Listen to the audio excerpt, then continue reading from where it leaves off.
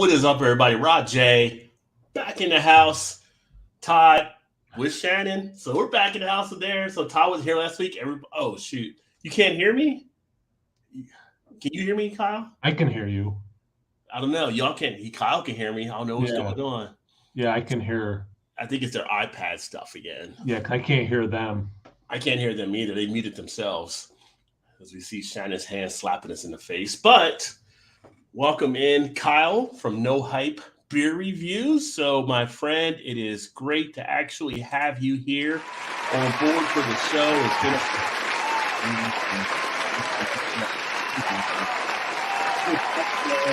been No Hype Beer Reviews at his channel. Share some stuff. As you guys know, watching last Thursday of the month, I try to bring in different people from the beer community. Sometimes beer tubers, sometimes beer podcasters, whatever it may be, but just to kind of have a nice little open panel to share what others are seeing out there in the beer. So it's just not me and Todd talking all the time. So, and Shannon, if you guys talk now. Yeah, we can hear you now. Okay, now we're good. Yeah. So I should have went back and gave you the, where is it at here? But that's usually for when Shannon curses, which now we're under the whole new YouTube. We're under the whole new YouTube thing where, you know, we might talk a little bit about that as well, because that's like a whole thing that's kind of reshaping the landscape. And some people are getting bent out of shape on it. But my take on it is you're basically on a platform that you don't own. So you're basically having to follow the rules. You wouldn't walk into somebody's house and just start throwing your feet up on a coffee table, would you? I mean, you got to pay respect there. So unless you start your own social media, we have to adhere to some of the rules and stuff, which some people have. So I do share my stuff to Rumble now. Everybody looking to get on Rumble, let me know, and I'll tell you can do that too. So might get you a little bit more stuff. But I digress right now. Before we get into the show, I do like to give a quick note. Shout out to Liquid Intrusion. Thank you for reaching out. I did their African Queen in the 7 Seas review a couple of days ago. They had actually reached out really thanking me for that and everything, and had a little bit of a quandary with it because I think of the American IPA, and one of the hops was actually from South Africa. And that was actually the African Queen hop. I had not heard of that hop before. So that's the hop that's actually out of South Africa. And then the other C's are all the American C's that they have in there. So great tasting beer, great American IPA. They're out of the DC area. So if you get a chance to grab any of their stuff or check them out, give them a look. And they got some more stuff they told me upcoming too. And we're actually in talks now to have them come on the show to do a little thing about their brewery. So looking forward to that, and we'll get that all set up. So that's me right now. Kyle, Cool. Tell us a little bit about No Hype Beer Reviews, because it's been a while since you've been on. I know about it. Todd knows about it, but some of the people watching may not know. Yeah, it has been a while. And yeah, thanks again for having me. And last time it was great. Like, we had a lot of fun and we got off, and then we talked for like 2 more hours. And yeah, just saying, and we're friendly in real life too. So like, I know Rod, but then yeah, it's been a while since like this. So this is rad. So yeah, thanks again. Yeah, on my channel, you know, I kind of have like my formula. I try to do a review every day. Tuesdays, I try to do something outside my norm. I call it, you know, Test My Palate Tuesday, and maybe a mystery beer. I don't know what it is, or like a liquor. I do coffee reviews sometimes to change it up. Thursdays, I've been trying to like come up with a topic, because it's hard for me to do a lot of live streams with my schedule like this. And I love this, you know, interacting with people in real time. So try to come up with a topic, so at least in the comment section, we can interact. And then Saturdays, I drink stuff off of my shelf of cellared beers behind. Oh, thanks, Rod. Cellared beers behind me, and I call that Cellar Saturday. So those 3 days, I kind of do like a theme, but the other days are just random beer reviews, and yeah, I'm loving it. Yeah. He says the shelf behind him. Understand, he's like working as the back of somebody's beer room or like a beer store or something like that. I'm surprised I don't see a guy come by with a dolly at some point. Like, I was gonna say, Rod, if you didn't know any better, you thought it was Jay sitting in the aisle somewhere. You know. Back in the day, in the middle of the grocery aisle, the guy comes by trying to clean the floor. Open invite, you come up, we'll crack a bunch of stuff. Open invite. Oh yeah. And eventually, I will get to Beer Palooza. I know you had it this past year, and it's just the timing didn't work out there. But I do have that out there, and I know in the past that I would love had it as well. So it is going to happen at some point. So, that definitely looks like a lot of fun. Yeah, it's not. It is. It's nice. It's always like people have been really cool and chill and fun to be around and all that. And yeah, so yeah, it's Yeah, it's rad. Yeah. So this year you had yourself, you had Joe from the Beer Patrol, you had Matt from Unfortunately. Massive. Well, you know, you can't whatever. He's got Like, to go. every few years he pops up kind of like herpes, but you know that and about the same amount of me wanting that. Yeah. right. And then you had FLX was in the house at the time. Great you had guys. Nerd Sense, I think, was there as well. Yep, great guys. Who else am I missing? Who am I missing there? Jesse from Bumpy. Bumpy was there. Yeah. And that was his first time, I think, right? Yeah, I have interacted with him in live streams, but not in real life. He was really cool. Like, you know what's one of the things, I've met a decent number of people in real life who do this thing, and everyone has been exactly the same in real life. Like, no one puts on a front that I've met anyway. Like, so yeah, Bumpy is cool, you know, in real life and is nice and all that. And then Tanner from was it East Coast Liquor? East Coast, yeah. East Coast, yeah. Yeah. He was also a really nice guy. He was very new to me, and he was a really nice guy. And yeah, that was it for people who post to YouTube. Yeah. Awesome. Yeah, Tanner's one of the newer ones in the beer community, but he's doing some great stuff there as well. And shout out to Blake in the house. Cheers, fam. Happy Thursday to you, my friend. Got Jimmy in the house, Cuff and Stuff Barbecue. If you're ever looking for a good barbecue channel and cooking channel, check out Jimmy at Cuff and Stuff Barbecue. He does some really good stuff there and breaks down stuff nice and easy that you can follow if you're looking to get some recipes. And we got Vanessa in the house. Cheers, Vanessa. It's always great to see you. And Vanessa always doing something, right? So she's working in the fire pit now, and she's on Instagram. And in her spare time, right? Yeah, she's Wonder Woman. Yeah. We got Alex in the house. Alex, the Beer Master. Cheers, my friend. Good to see you. Alex always doing a great job there in his channel. Alex, the Beer Master. And then Vanessa's Hi, Todd and Shannon. Hashtag Shannon Rocks. And that's from JV. That's from JV, who's also in the house. So cheers to JV. JV always has a fun channel that he does a lot of different live stream type things, and Friday night they have a nice little hangout. They always do. So I try to get on when I can, but it's like always something seems to happen. The last Friday I was going to get on JV, and then I ended up being with EB and them. And they were like, "Oh, let's play Warzone." So I ended up getting the Warzone live stream instead. First world problems. You don't have to get on a YouTube channel or play some video games. Well, we play that on the YouTube channel, so we all have YouTube channels for that too. So hey, JV for Vanessa and. JV's and Vanessa, been a great week. Yes. Roger, he sent me links so I can join for a few. I'll let you know in a little bit, Alex. I'm trying to bring in different people. So we had you on last time, so I'll keep you posted there. And then Respirates in the house too. So great. R Aspire's been here a few times and great new viewer to the channel as well. So on the poll out there in the chat, if you haven't seen it, I did put the poll out there. Couldn't think of what I was going to do. At first, I was going to ask about dry January, but I think I did that on the previous one. So I put out there amateur hour. I put out there, do you like the 19.2 ounce can size that breweries are starting to use more for their beers? So the 19.2 fits in between the 16 to the 22. Vote yes, vote no. Right now, 60% say they do like it, 40% say they do not. So Kyle, since you're our guest here, what do you think? Do you have an opinion on the 19.2? I am one of the do not like votes, but here's why. Okay. But here's why. And if you don't watch my channel, it might not make so much sense. I don't do this on purpose, but I drink a lot of high ABV beers. So like, I don't want bigger formats. I'm always like, every once in a while you get those breweries who do like those 8-ounce barrel aged stouts are like 50%. And it's like, yes, 8 ounces. That's perfect for me. That's all I want. Now, like for a nice crisp Pilsner, you know what I do like? Let me complicate it. I do like a bit different. Big Dogfish Head sea quenches on a hot summer day. I'll drink that fast enough where I don't care that it's a bigger format. It's still going to be cold when I finish. But other than like that kind of lighter, like not like lower ABV, I mean, like that, I'm okay. So I guess maybe I'm more, what style is it? Depends. You know? You're right. Yeah.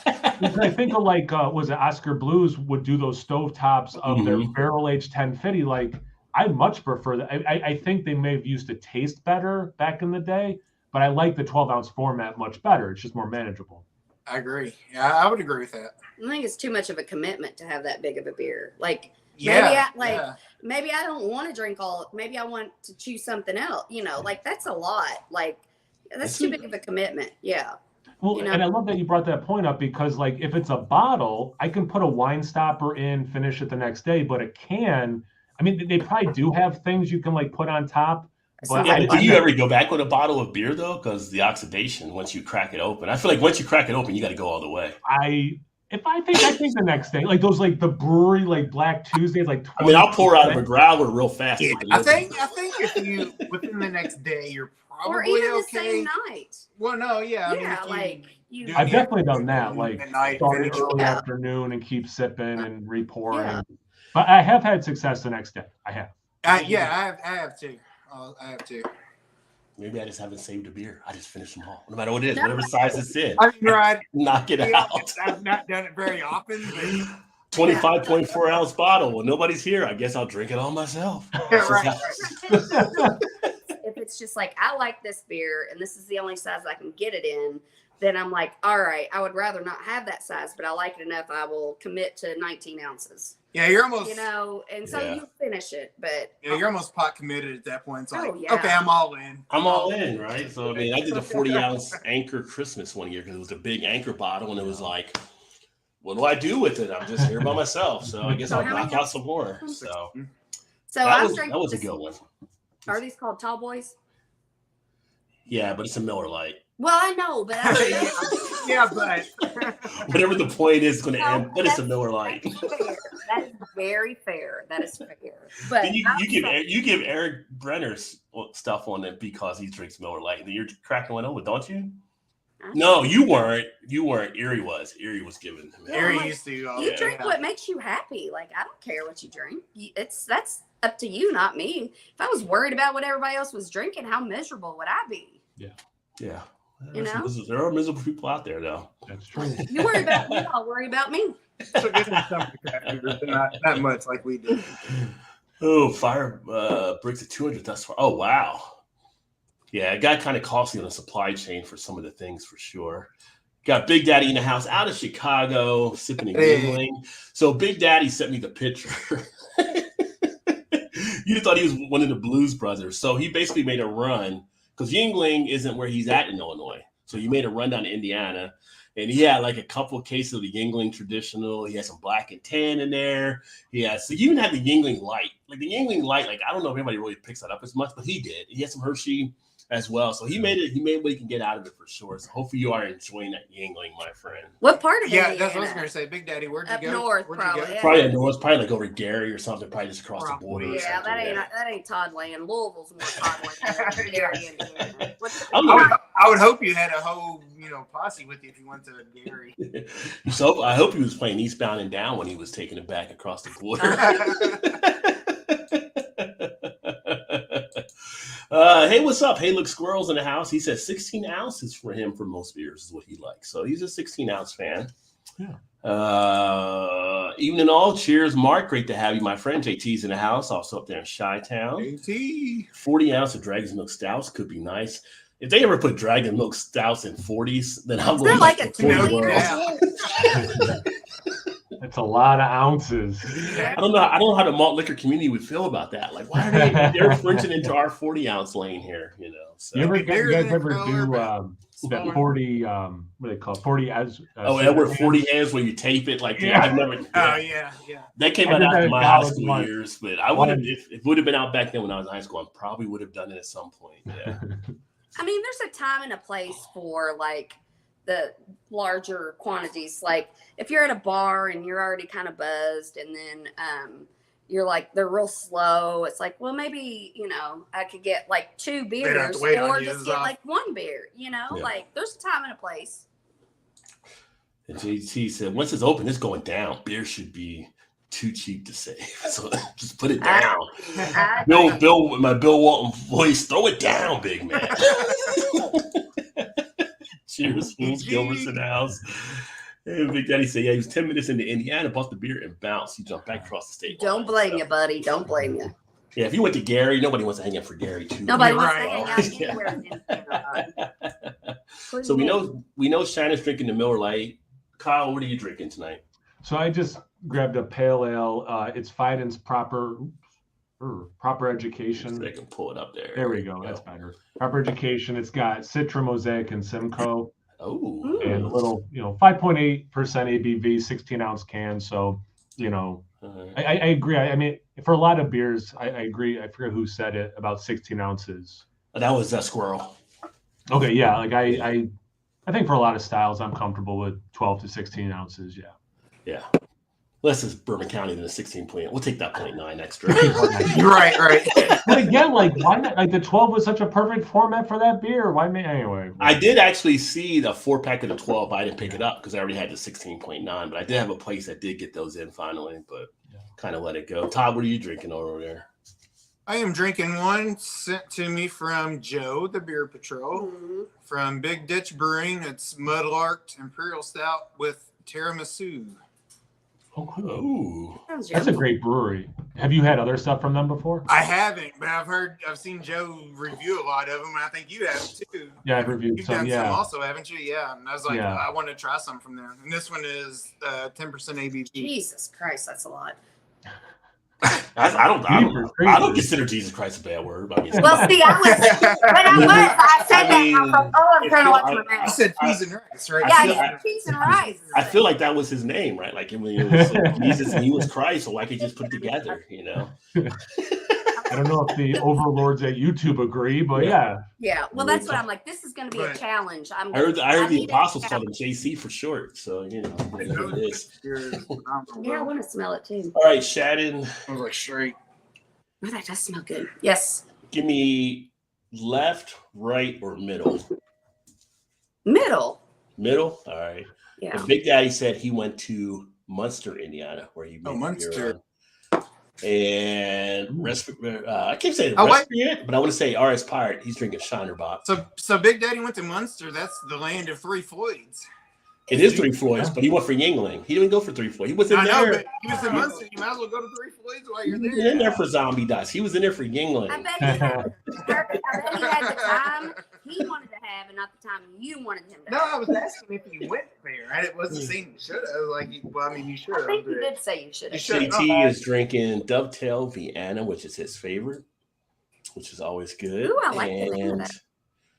what is it? Squirrel has said, have to get recorded and edit. I appreciate you, man, for popping in. And y'all haven't checked out Hey Look Squirrel. He has some fun stuff on his channel too. Make sure to check it out and definitely keep on rocking. And we're still going to get together and do the reaction videos. So the reaction channel, I'm actually coming back with new material for that this weekend. But I know you want to do some reaction stuff. Reaction channel is about to hit 1,500 subs this weekend. So it's been like blowing up. And I haven't made a reaction video in like a month and a half there, but it keeps blowing up. So looking forward to getting back into that, but we'll do some stuff there too. And Vanessa Shinerbach is nice. So there you go. And so Shannon has said middle. So I asked her which one because I have 3 beers in front of me. And I was letting her see which one I was going to actually pick up. She said middle. Middle. And this is one I actually picked up when I was down in Annapolis. And you've probably seen this one up there, Kyle, where you are, because it is a brewery out of New York. Okay. So it is going to actually be from Southern Tier. You may have heard of that brewery. You may have. Possibly. And it is going to be their Frosted Sugar Cookie Imperial Ale. Oh, I have not seen that one. I picked correctly. I think I put too much light down on my other camera, my other light stand here. See if I can do that and get to zoom in because my camera's being a little fickle right now. But you should pick it up, but it's kind of just not doing it for whatever reason. Yeah, we can see it a little bit. You told us what it said, so. Yeah, so this is the Frosted Sugar Cookie Imperial Ale, 8.6% ABV. This is actually best by 9/21 of 23. So I had some time, but you know what? I figured A little time. Why not break it out today, right? So what style of beer was it? It is I don't know yet because I haven't tasted it, and it always says an Imperial Ale, but I don't think it's a stout. Oh, okay, I thought it's Imperial Stout. Sorry. Now, have you had this one, Kyle? Have you seen No, this? but I'm super curious because I saw it and same thing. I'm like, okay, they're saying it's an ale. I would have assumed it was a stout based on everything else about but that. stout is an ale. Curious. Stout is an ale, but just looking into it. But see, when I look into it, I got the clarity coming through. Yeah, So I'm super curious. Yeah. So I'm going to pour this one into a glass here. So, as you know, Rod J's the king of the deals and finding deals as a king. So I ended up going to the spot when we were down in Annapolis, and ended up picking this up, and they had basically pumpkin beers and holiday beers were all 25% off. So it was like, oh, okay, that seems kind of cool. Now on here it says $3.99 if you got the bottle, but if you got the 4-pack of it, the 4-pack was like, I want to say $10.99 or something, $12.99, whatever it was, but it was 25% off of that. So even when I go to Annapolis, I still walk into a place and I find deals. That's all I'm saying. I don't think I've seen that one. Yeah, so this is one that came out sometime around the holidays here, but I'm just kind of a magnet. And the sad thing was, I actually checked it on Yelp because I've been checking on Yelp a lot more stuff. I checked in after I left. I would have got another 10% from my Yelp app. Didn't know. So it's not always roses and dandelions or whatever over here. Roses and dandelions. Whatever, I don't know. Candy, deals. So I don't always have good things happen. I said it was going to be golden. Yeah, because I'm like, if it was a chocolate chip cookie, I would think it would be a stout, but it's a sugar cookie. So it looks like it might be a golden ale. You might be on it, Todd. It's going to be those mind blanks. Can't say the word because. Clarity. Look at that carbonation. But don't point out you can't say the word. Got the carbonation. Looks beautiful. Yeah, it does look like a nice beer. Looks kind of red. Yeah, this is like a golden ale. I was going to say amber ale. Is that close? Well, Amber ale's a little bit darker, right? It's more reddish. More reddish, but nice notes on the aroma.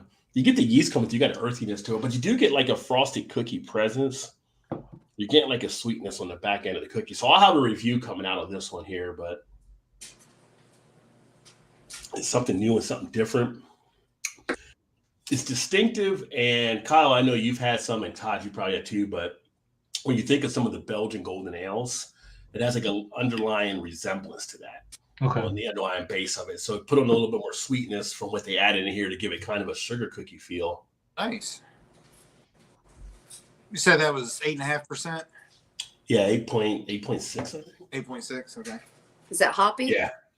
No, it's malty. Golden ales are more malty than hoppy in that regard. So it's more. I'm not sure if I would like that. It's more subtle. It's more. This lays on the tongue nicely. You got nice flavor on it. You've got almost like an earthy type feel to the beer itself. You have almost just a nice subtleness of it all. Like you could act if I was sitting out around a fireplace or something like that, this would be a nice one just to have in hand and just relax and put your feet up. And it's just nice and subtle and smooth. And I can just envision just sitting there in a lazy boy or something like that. Does it taste like it's 8%? No. You get a little bit of alcohol, but you don't really feel like it coming through as much. It's got very smooth. It's got like a refreshing quality to it in the back end. After the swallow, you feel like a splash in the back of your throat with it as well. So it's got a nice, it's always so funny when you say wet, right? But it's kind of like we say stuff about beer being dry, but it's got like an over-exert of wetness with it as well. that really comes through. I mean, how sweet is it? Because you have a name like the sugar cookie. It makes right, me that's what I was pretty darn sweet, but is it like... It's not overly sweet. Like, it's, you know how we get burnt out with some of the sweet beers because it's like too sweet? You don't get that with this. You get like a touch of the sugar cookie, like on the nose from the frosted cookie feel. But in the taste, it's more of that golden ale. But sometimes a golden ale can be really pungent in the flavor. And this one is toned down. It's not like that. It's just smooth. It just... I'm digging it. It's going down real easy. So, yeah. But does it, like, sometimes when I drink a beer or something, like, say it's called sugar cookie or whatever, I'm like, I taste it and I'm expecting it to taste like a sugar cookie, and I drink it, but then after I swallow it, whatever it's called, what you taste after you swallow it, does it give you that sweetness of a sugar cookie after you swallow it? Not as much on the swallow, more on the nose. So more in the aroma when you're smelling it, you kind of get a hint of it being that frosted sugar cookie. But in the taste, it's more like that subtle Belgian golden ale that goes down. So if you didn't smell it, you wouldn't know it was sugar cookie. No, you would probably just think it's like a mild golden ale, probably. But that's good. I like golden ale, so yeah, it's nice. I don't know if I've ever had a golden ale. I've had an amber ale. I don't know if I've ever had a golden ale. I bet it sounds like something I would like. It's a great style, but yeah, it doesn't like get the love probably it deserves. Yeah, you're right. Yeah, you're right. That's probably why they didn't put golden ale. They just said imperial ale. Right? And that's why I was like, "What is this beer?" Right? Yeah, that's true. That's true. Yeah, it didn't say actually. But you know, it is part of their. I think it's part of their Blackwater series, isn't it? No, actually, it's just limited, so it's not part of the Blackwater series. So Probably just during the holiday season. Yeah. I hate it when they do that limited stuff. Well, it's just for the holidays. It's just the holidays. It's a What if holiday I come out beer. again? Well, if but it'll come out again next year, this, then, yeah, when Christmas Once I time. pour it, then it comes in a lot easier. I don't know what the hell. Don't give me something I'm gonna love and I can never have it again. Yeah, but it's like pumpkin. Do you want pumpkin all year round? No, but that's fine if I can have it again next year. Oh, But yeah, if I next can year, have yeah, it yeah. and, Like not limited, seasonal. That's the thing. Like Yeah, I not- can do, Seasonal, yeah, seasonally, yeah. I know I can get it once a year. That season, that's nice. Yeah. Yeah. And for breweries, sometimes when they put limited, they basically are inferring seasonal as well because it only comes out during that period of time. And some of them are like, we're going to test this out and we're going to call it limited. But if it does really Yeah. well, then we're going to bring it back. Yeah. See, See, we're all back to the Bill Clinton definition of is. Fair enough. Fair enough. Oh, I see. Big Days at 3 places you're already getting. Great. And everywhere in Sucky. Yeah, it is everywhere now that you do pick it up, so you don't even miss it as much. And JT says Southern Tier is solid. Agreed. You got Emerson in the house. Cheers, Emerson. What's up, Emerson? Shine, no hype. I'm drinking a Voodoo Ranger Fruit Force new 9.5, and I'm not half pissed drunk in my BBDs. If that's what you think. Cheers. You're in BBDs? They still make DVDs or are they just really old? I haven't seen them, but that was what my dad always called it. Yeah, called the underwear. I was thinking like, But speaking of New Belgium, I do have a question there for Kyle coming up with that here in a second, too. Usually by Robert the Bruce 3 Voice. I do like Robert the Bruce still. Wayne's in the house from Wayne's Beer Delivery. Cheers, Wayne. Good to see you. And I did send you a thing earlier if you wanted to come in and talk about stuff this month. Let me know. I'll shoot it to your Instagram. And Simo's in the house. Cheers, Simo. So Simo's overseas, so he's 5 hours ahead of us. So great for you to be up. He's early morning for him. And Simo has a great channel. They do lives on Friday and stuff too. So if you haven't checked out Simo Sips, check him out. Another great beer tuber over in the UK. I love when we have international people. It's always fun. Me too. Americans are so boring. That's always it. And then we got our regular doctor and golfer, Dee Dee, in the house. Cheers, my friend. Yes, she is on the show tonight and mentioned that to the queen. Hello to No Hype. Cheers. Oh, yes. So I mentioned New Belgium. Kyle, thoughts on New Belgium, the whole revamping, Fat Tire. How do you feel about that? Do you feel like I responded to a thing earlier on LinkedIn that someone that posted out there because they were talking about the whole thing and they had a mention out there on the Voodoo Ranger, which is away, but it was still New Belgium. That's kind of, how much they've done and comparing them to Bell's as a craft thing. I'm like, yeah, Voodoo Ranger is a solid series, but at the same point, New Belgium, people still haven't made this adjustment. They're not even actually craft beer anymore.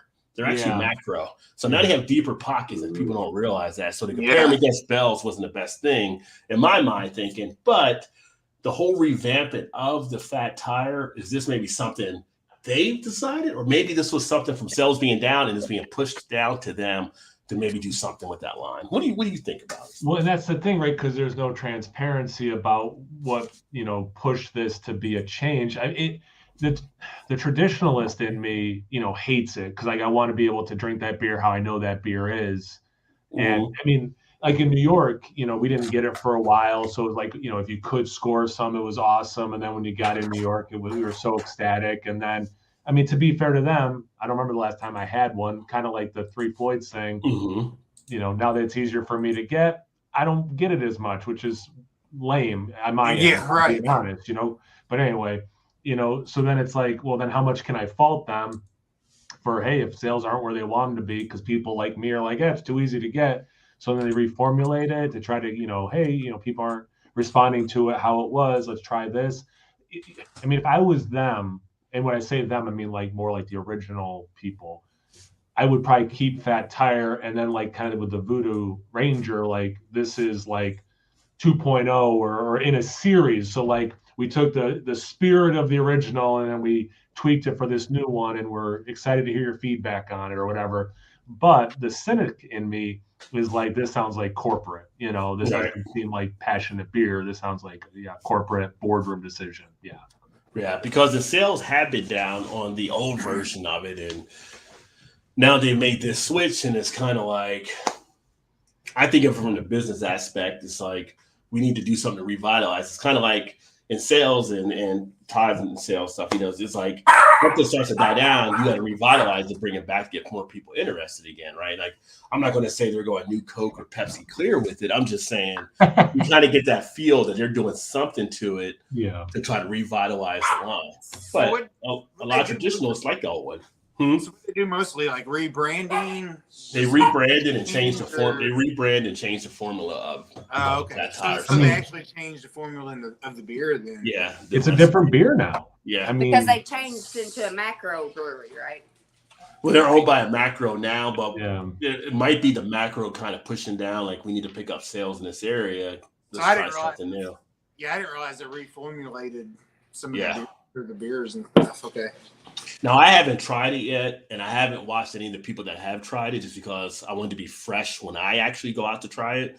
But it's just interesting. And as I was reading the piece earlier, like I mentioned about the Voodoo Ranger, again, the Voodoo Ranger is a good series. It's just, and I had to think, with them also having Fat Tire, maybe this was pushed on them to like do something with that line to make it, start to sell again or find your way and stuff. So I would say it's exactly what happened if I had to guess.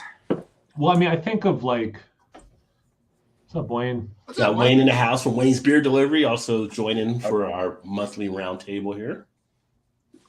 What's up, Rod? What's going on? Cheers, my friend. Cheers. What were you going to add, Kyle? Well, I mean, obviously the easy one to go to is Goose Island, and I think how like they bought it for the name in a lot of ways. So like, the IPA is different than it used to be, and they mass produce it. So again, like. It's hollow. It's still got the name, but it's not the same liquid. Right. And I know a lot of people that are kind of turned off with the IPA now too. It's kind of like a marketing thing. It's like, hey, like they're doing so great, I'm gonna buy that, and I will have that name, and I could put out subpar product, but I'll have that name on it, so people will buy it, and I will still make money. Exactly right. Yeah. So I mean, it's kind of an interesting thing taking place, and Wayne just getting in here as well. So we're talking about New Belgium and the whole Fat Tire makeover. Any thoughts that you have on that from what you may have seen? And I don't know if you've tried the new one yet or not. I haven't tried the new one yet. I just saw the label, which I guess the label change doesn't bother me that much, but I'll try it and see, and if it's good, great. And if not, well, I got tons of other beers to try. So disappointed. All right, I'll move on. Wade coming in with a dose of reality. I like it. I'll cry into the next delicious beer I'm drinking. Yeah. Those like Goose Island, for instance, that they buy those breweries just for the shelf space in retail market, like in grocery stores, whatever. Doesn't mean they have to fill up the space with Goose Island stuff. Budweiser can put more of their product there instead of the Goose Island. You know what I'm saying? Like, I feel like they are buying up more so the space than they squeeze out independence. Yeah. I mean, I feel like with anything, with beer, with anything, it's like when people start things like with beers or anything, it's so good, but then everybody wants to put their hands in the pot, and then they dilute it with not being with good ingredients or whatever, so these guys up at the top can make more money. So like personally, if I had a business, I would rather just keep it small and put out a good product knowing that people are enjoying it than to be like, hey, I'm gonna like dilute it all down just so I can make a buck. I think a lot of times it starts that way, but then the corporate gets involved and it's like, okay, you've had your run long enough, so now it's our turn to make our money. Those people that started it little and then sold it, and then they're still part of it. They're like probably like money signs in their eyes, but then after they get that money, they're like, I enjoyed it more when it was little. Yeah.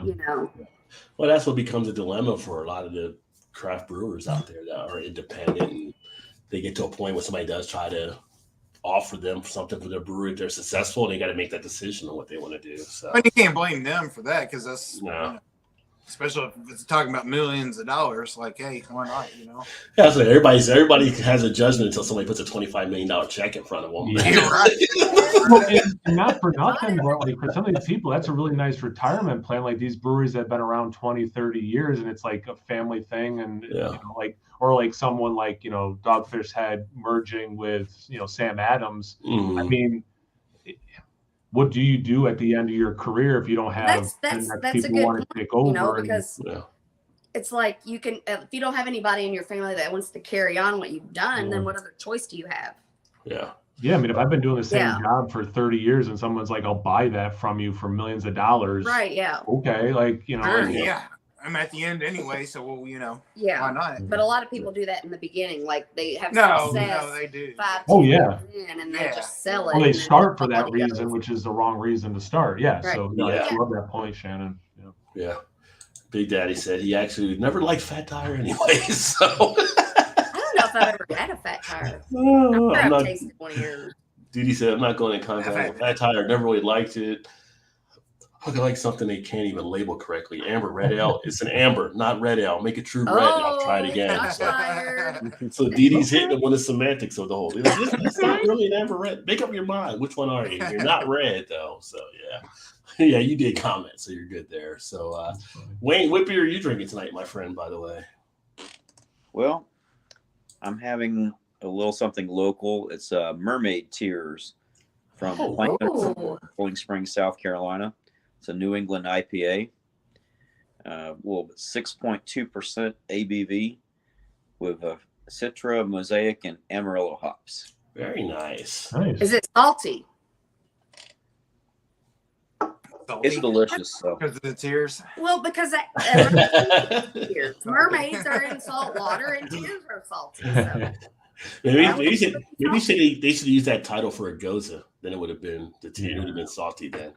We went to Knoxville to see my. Well, we went to the Knoxville downtown and to different breweries, and we had one. It was, I think it's the first goza I ever had. It was that little bitty place, and that guy was working there, and he looked really young, and apparently his family owned it, and he was not happy to be there. Oh no, they were like they were Israeli or something. They were a different country. But it was like a watermelon something goza. Yeah. And I mean, watermelon salt tastes really good together, and it was really good. And I love salt, but it was a little too salty. I mean, I drank it. It was good, but you know. Watermelon is tough for a lot of breweries. I mean, you have to put so much watermelon in to get the watermelon flavor out. And I've had some that have done it right, and I've had some that have done it wrong. So I kind of feel like watermelon would be better for like a seltzer or something. It is popular with a lot of seltzers. You're right about that. Yeah, or sours and stuff. The hops and all those ingredients to take away from the watermelon flavor. Yeah, I mean, you got to balance it because it's like 90% water in itself, anyways. A watermelon, so right? You got to have a lot of it to really get the flavor out. Yeah. Especially to not become artificial. Yes. Yeah. Big Daddy used to buy Goose on IPA, mostly because it was only IPA at a lot of stores 15 years ago. Now I have no room for it in my life. Just shut them out. But that's a great point. I mean, that was an early IPA I could get. Yeah, for a while. I mean, they had the mass market and we were getting out there and getting in spots. Goose Island was traveling well and able to get out there. But now it doesn't.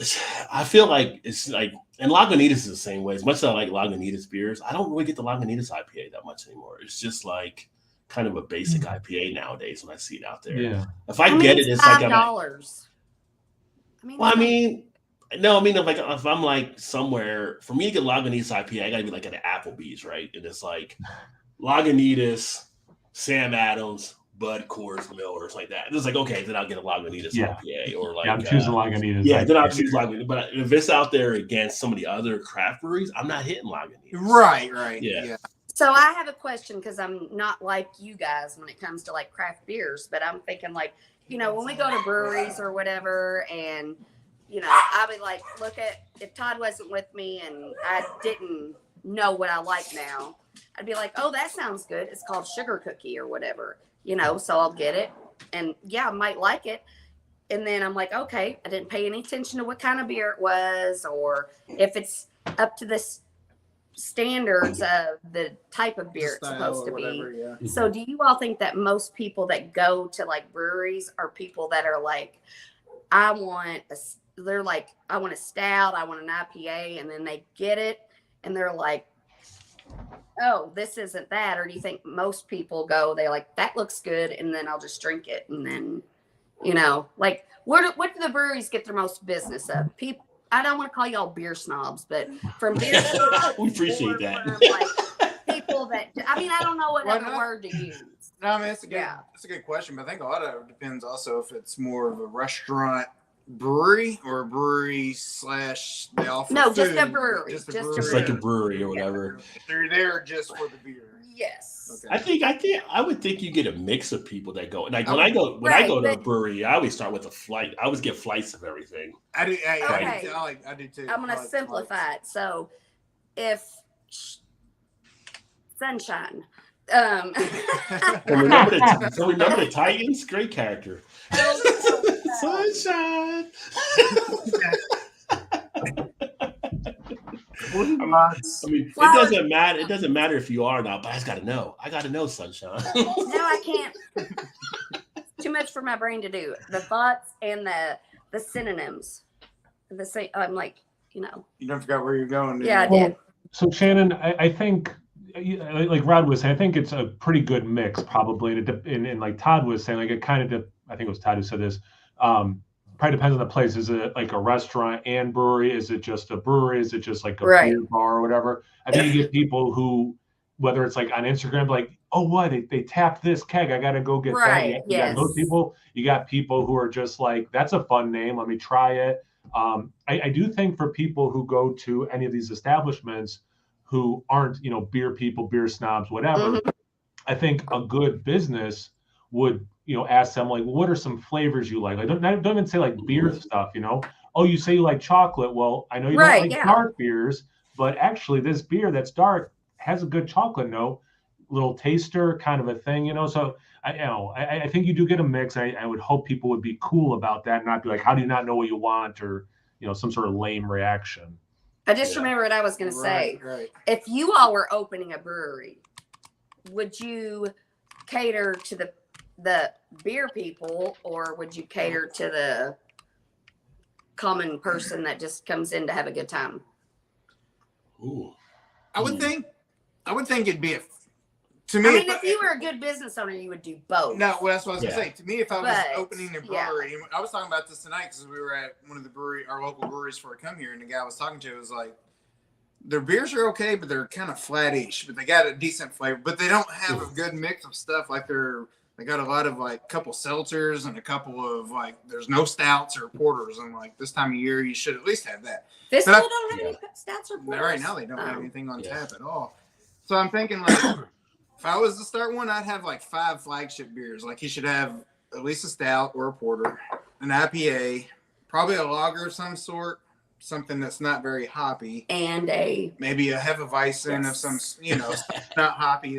They're kind of, everybody going to enjoy. So you kind of draw Right. in your macro drinkers also. That's not, offended by the hops or whatever. But you also but then I'd have like 5 taps of just rotating, like, okay, I'm going to try Right. this and see what, some specialty stuff or whatever. And just, if it goes over well and it sells out quick, then later Yeah, on it's going 'cause- to be more of a mainstay. like we go there, and in my now, opinion, I would think. no, I think I would think so. that would be like a good business plan. But like, well, I go there and they make their own beers, but this is what I order. Before I didn't, because they had this one called it was a banana something. It was a cream ale, and it was it was really good. Best It was beer called I've ever had. Bananarama. I want that beer again. And then I went to they had a Hefeweizen, but it wasn't theirs. No. And it was like $10 a glass. And Todd was like, that beer's, and then I was like, oh damn. Well, I Yeah, don't- $9 for a Hefeweizen. and then I was like, oh, they have Bud Light or Miller Light, and it's like $4. I'm like, I'll just stick with that. You I know? think it was like $3. No, it's well, give you a bucket for $5. yeah. Right.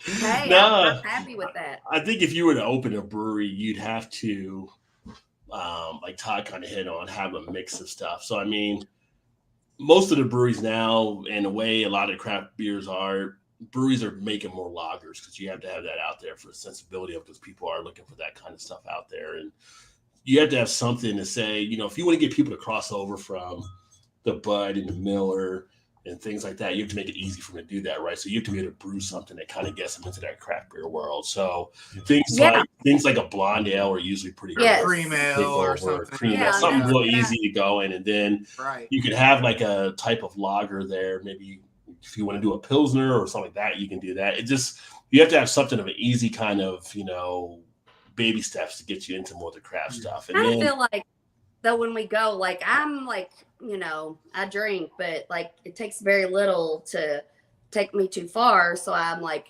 which one's 4% or lower? Like I want to be out all night. I'm not going to drink a 13% starting off and then continue. And then So I'm responsible like that. I'm just like 6% is the top ABV I will ever go when I'm out. Like maybe at the end of the night, like Todd and my brother love these stouts and stuff that are like 13%, and they're like, oh, it's so good. And I'm like, they're like, taste it. And I do. I'm like, that is like the cheesecake from the Cheesecake Factory. It's like, I just want a bite because it's too much. It's too rich. And that's kind of how I feel about the stouts. I'm like, I just want to taste it. Yes, that tasted delicious. Yeah, but could I drink a whole glass? And absolutely not. Her brother will drink a 15% stout like he's drinking Miller Lite, though. Yeah. Then two beers later, he's like, I may know something about that. I'm not saying they ain't done that before, but not every single time you go out somewhere. Wait, am I the lost long brother? I feel like I'm that person. I don't know that. Yeah, no. I mean, it would take me an hour to drink one of those beers. No, it don't take me that long at all. No. Yeah, they're just I not. forced myself to take that long. It wouldn't take me that long, but I can't force myself to do anything. It's open. I got to finish it. But speaking of cheesecake, I have a cherry cheesecake sour review upcoming pretty soon here on the channel. Ooh, yummy! So that was kind of an interesting one. But so Dee said watermelon is great. And something like wheat ales are always good for fruit. I love. So that's why you have a lot of fruit stuff done in the wheat beers. Sam's in the house. Cheers, Sam. Sam's actually in Australia. So great to have you, buddy, as always. And I'm in the beer critique. That's not a blank. Yeah, with the red. That's not red ale. Session beers, right? Yeah, Gilbert's like us, like Kyle. Gilbert's like, if it's under 10, I'm not even messing with it. So you're right. Yeah. But so here's another question I had for Kyle. Has to jump off here in a little bit, but I'll skip the dry January for right now. But too many beers. So for those of you that have watched Kyle or know Hype Beer Reviews, he has a lot of beers that he's usually sitting behind him when he's doing his videos. I have a lot of beers here. I'm sure, Wayne, you got a good amount, and Todd, you got beers. You get to a point where you feel like you have too many beers. Like there's days it's just like I look at it and I'm like, why do I have so many beers here? Like, do you guys ever get that kind of feel when you're looking at stuff? Like, I don't know if it's so much of why do I have so many beers. It's why do I keep buying beer when I've got beers here to drink? You're just collecting. You're a collector. Well, no, but then it's like if you don't, especially like the stout version, it's like if you don't buy it now, you're never going to get it until maybe next year. You know what I mean? And stouts are pretty good for a long time. A lot of them are. Yes. Yeah. I mean, you're not going to not be able to pay your bills because you're buying beer. So do what makes you happy. Anyway, sorry, I didn't mean to interrupt. No, you're good. No. So what do you guys think too, Kyle, Wayne as well? Here, Wayne, you want to jump in first? What'd you do? Look at my fridge before I signed on? You've been on BeerTube long enough; it has to happen to you. So I knew at some point. Well, right now my fridge is overloaded between the beers I've gotten on a couple beer swaps, and then gearing up to ship beers out. So right now, there's more beer in my fridge than ever, but there's nothing to drink because it's all like, okay, these beers are being shipped out. These beers I got to review for YouTube. These are going for Instagram. It's like, what the hell, you know? You got it's like Pokemon. You got to collect them all. You know, you got to catch them all. Yeah, that's another point you just hit on. I'll bring up in a second too. You're just going for the badges at this point, aren't you? What about you, Kyle? What do you think? Yeah, I have definitely felt overwhelmed in different ways and for different reasons. Just like super recent current event kind of thing. So tomorrow I'm going to a friend's house. His wife is Scottish, and there's this holiday they have called Burns Night, which is Robert Burns was a poet from Scotland. And it's just kind of like, hey, you know, your culture for a night, we kind of celebrate at this event. So I was like looking at my refrigerator. I'm like, in kind of what Wayne was saying, I'm like, okay, so which beers do I feel like I have to review, and then which are ones I can bring to share with people? And I'm like, because I need these out of my refrigerator. Oh, and I'm a nice guy who wants to share a beer, but also like I need these out of my refrigerator. Yeah, right. So like, No. I definitely, I totally get that. The stuff that sits behind me in my reviews, I mean, I bought those to seller for varying lengths of time, so like that doesn't overwhelm me. But my refrigerator sometimes, and like I'm not one of those people who thinks you have to drink an IPA within a week, but like sometimes it's like, oh wow, I have a bunch of IPAs and some of them are getting, several months. Oh, okay. And then that might stress me out a little bit. But then I try to be mindful of it, like this should not be stressing me out. It's beer, but then like I get stressed about it. I'm like, no, like, so like, I don't know. I kind of, and then just like to talk, beer tube a little bit. Like if a viewer, for example, sends beer because they want to hear my thoughts about it, like drink one while they're watching my review, and it's kind of like we're drinking a beer together. Then I kind of like do feel bad or pressure, like, oh crap, this should be sooner than later because they were nice enough to send it off because they want to hear my thoughts. So then it's just like that communication piece of like I kind of have like 3 of these, so I'm gonna like do one that you sent me, and then I'm gonna do this other one just because it's getting a little old, and then another one. But I'll get back to another one you said. Like you sound like you feel a little pressured. Sometimes, well, and what's funny? Say a little bit. There probably is a little bit. I don't like pressure. That's why I'm the one putting it on me. I've never had someone like, you jerk, how dare you? Like it's it's in your worry own too head. much. Well, it's funny you meant like Big Daddy who watches the channel, who's in the comment here, like he sent me and Todd some beers, and it's kind of like I had to get stuff in there. It's like, when can I get in and do Big Daddy's beers? And I had to look at all the beers. Okay, well, this I know I can hold. This I know I can hold. And meanwhile, Todd's like coming on the show, so like, oh, this is from Big Daddy. He's drinking. Like, he's drinking. No pressure. I haven't drank mine yet to do the reviews, which is fine. It's fine. But then I'm like, oh shit, I got that in the fridge. I got to drink that from Big Daddy. Yeah, so, like spoiler alert. Yeah. Spoiler alert. I avoid pressure at all costs. But like Dwayne brought up a thing there too. It's kind of like when you do get the beers, like what I've done, and I don't know if you guys are doing it the same way for your channels, how you're doing it. Like I get a lot of one-offs. Like I'll go buy it, I'll shop, and I'll like can of this or buy. And then it's like you come home and it's like you want to drink a beer, but you're like, I have no beers I can actually drink. Like you kind of hit on their Wayne too. It's like if I drink this beer now and I don't do the review, and it turns out to be a good beer, I'll be upset at myself for not doing a review on it. Then I have to go try to find it again. But I might not be able to find it again because it might not be offered right now. So I don't know if how you guys get in those type of situations as well. A lot of times, so it's like, do I buy a 4-pack or 2 of them in case I do want to just drink one? And like I told Todd before on some shows, I got to run to the beer store because I have no beer to really drink for the show. Just like, how do you not have beer? And it's like, well, all the beers I got are like one beer. And that's part of the. Everybody always asks, why don't you have a channel? That's part of the reason why I was like, I feel the pressure where I went like, I want the beer, but I should save it for the channel. You know what I mean? I'd be like, I don't want to. Let's ask for a 4-pack or something of them or 2 of them. You have whatever. so many excuses why you don't do a YouTube channel. Plus, I'm lazy, so many excuses. Todd, you're not unfounded in your thoughts because before I could just have like a few 4-packs in the fridge and drink whatever I want. Now it's like I don't want to set up the tripod right now to film a review, but I really want to. Exactly. Yeah. Yeah. I'm like, I want to do what I want to do when I want to do it, and I'm like, well, for this beer tonight instance, Joe sent it to me, but I would save it for my channel to drink it because I only had 1 of them, so I'd be like, I don't want to just drink it and not film. You know what I'm saying? Like, because it kind of takes the fun out of the beer when you have to make a video about it. Sometimes is how I would feel. Yeah. So it's kind of it's like sometimes you're sitting there, you're watching a show or a game, and they say, "Oh, I'll have a beer while I'm doing it," and you're like, "Oh, I don't have any like throwaway beers. They're all trying to do stuff." And that's when you feel like a little bit of that drinking beers. Yeah. This is drinking beer right there. This is the solution to all your problems. You will never have that problem again. Or flavored water that some of us might call it. Whatever. You're only 2 steps away from Mad Dog, Shannon. Just saying. Okay, I wonder if I look at Mad Dog like you all look at Miller Lite. I don't think so because Mad Dog, you all tricked me. You all tricked me. You were like, it's malt liquor night next Thursday.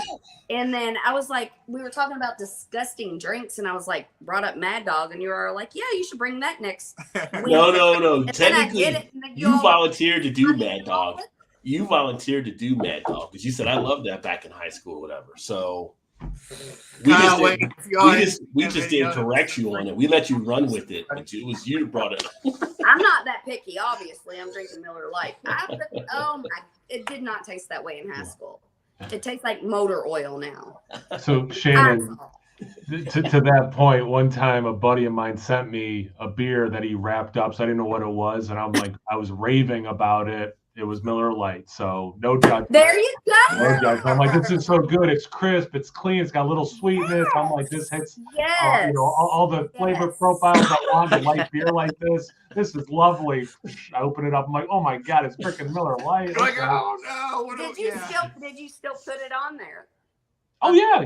Oh yeah. I love that. I love that. Yes. Yeah, no, I mean, it was what it was, you know. So funny. Well, at least it wasn't old So funny. At least it wasn't old Milwaukee, right? So Your friend is very clever. All right, so yeah. all right, so for those of you who don't know, not only do I have the YouTube channel and Instagram, but I'm part of a craft beer podcast in our area. And the fun thing is we've interviewed quite a few breweries, and some of them are, you know, like a couple more well-known ones in the Carolinas. The brewers there make some really good beers. And what do they drink on their own? Mm-hmm.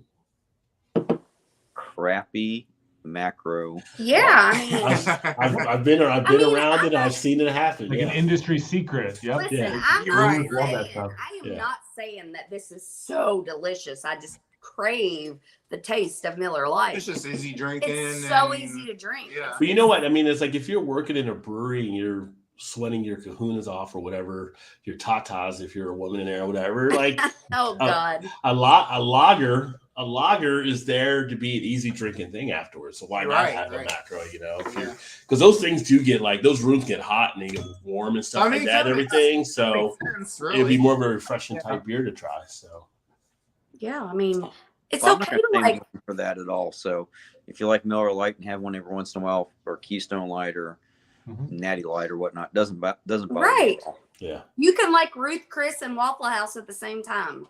Yeah. Now that would be an interesting cross section of people. That's a good one. Just saying.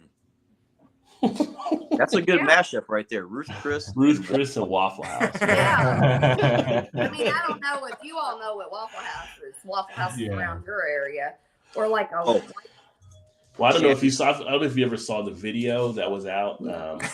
Everybody saw the video about the fight between the patrons and the workers of Waffle House, but a guy did a mocking of it, and it was like if these three restaurants got in a fight, and it was like Waffle House, Popeyes, and McDonald's, who won whatever, and he was like, I don't even know why McDonald's is here. Like they shouldn't even be in contention. It's really between Popeyes and Waffle House. So, Rob, My money's on Waffle House.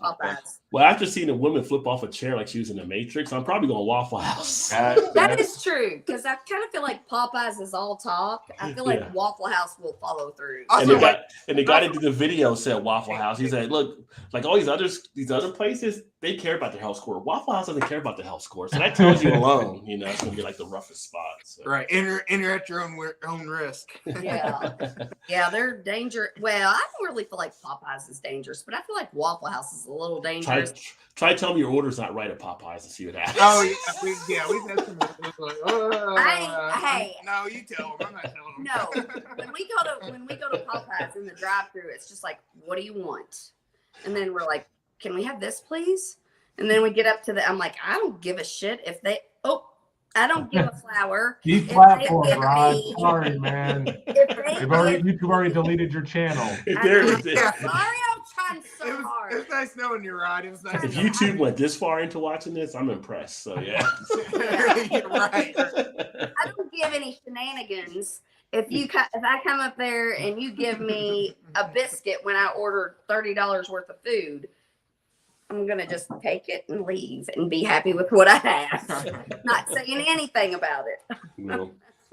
But before Kyle has to jump off here, Dry January. Thoughts on dry? Like, obviously, none of ours partook in dry January, but what are your guys' thoughts on? Is that something you'd ever see yourself trying to do? Or I feel like I brought up the question previously in the episode, like, how much do you have to drink where you can take a whole month off? Like, I don't feel like I need to have a whole month off and not drink it. I don't, Yeah. I think you're. I think you're trying to fool yourself there, buddy. Yeah, I mean, I think it might be a little difficult for. No, but our local brewery did a hop water for dry January. Oh, okay. So hop water. Hop water was actually on the chart I put on the community tab. If you haven't seen the community tab the chart I put on there about if you're looking for something to drink, check it out. It has like different suggestions on drinks that might fit you, but hop water was one of them. Which leads me into another thing. They got banned off of YouTube because Untapped because they promoted hop water, and that was like the no-nos on their things. And Untapped. Yeah. You can't put hop water on Untapped? Lagunitas has a big line of hop water. I wonder if people are posting about it. And they paid like $700 a month for that stuff. Wow. No, I think it was just for a year. Oh, but they had like this 900 TV. Untapped will let you put on their freaking spiked lemonade, but they're going to ban because of hop water. Well, that's what I said. And you look in their thing and it says root beer, and I'm like, well, how does Not Your Father's root beer get away with that when it says root beer? They just caught them. They were doing it probably like. But that didn't make no sense to me though. I was like, maybe because it has alcohol or something. I don't know. Rod, back to your dry January. I was like, I don't like to set myself up for things I know I'm going to fail. I'm like, why would I do that to myself? Yeah. Nothing with a little reality. Yeah. Right. Why would I want to beat myself up when I'm like, I mean, I can see where people want to cleanse their body and clean it out and everything like that and everything. I don't think I would ever partake in doing something like that because it's not like sit there drinking every day though too. Like I saw a couple people talking about it like, well, I drink every day or a daily. Like if I was doing a daily drinking type thing, maybe, but moderation, Yeah, I mean, I know people who like won't drink Monday through Thursday and then will have multiple beers. Or the binge drink on the weekends, yeah. Yeah, and like great. I mean, however you want to do it, that's fine. Whereas like me, I just drink one beer a day almost always, and it might be a pale ale, it might be a freaking big barrel aged stout, but like it's just one a day. So like not to get to whatever heavy or whatever, but like I mean I take that seriously. I don't want people having addiction problems and alcohol abuse problems.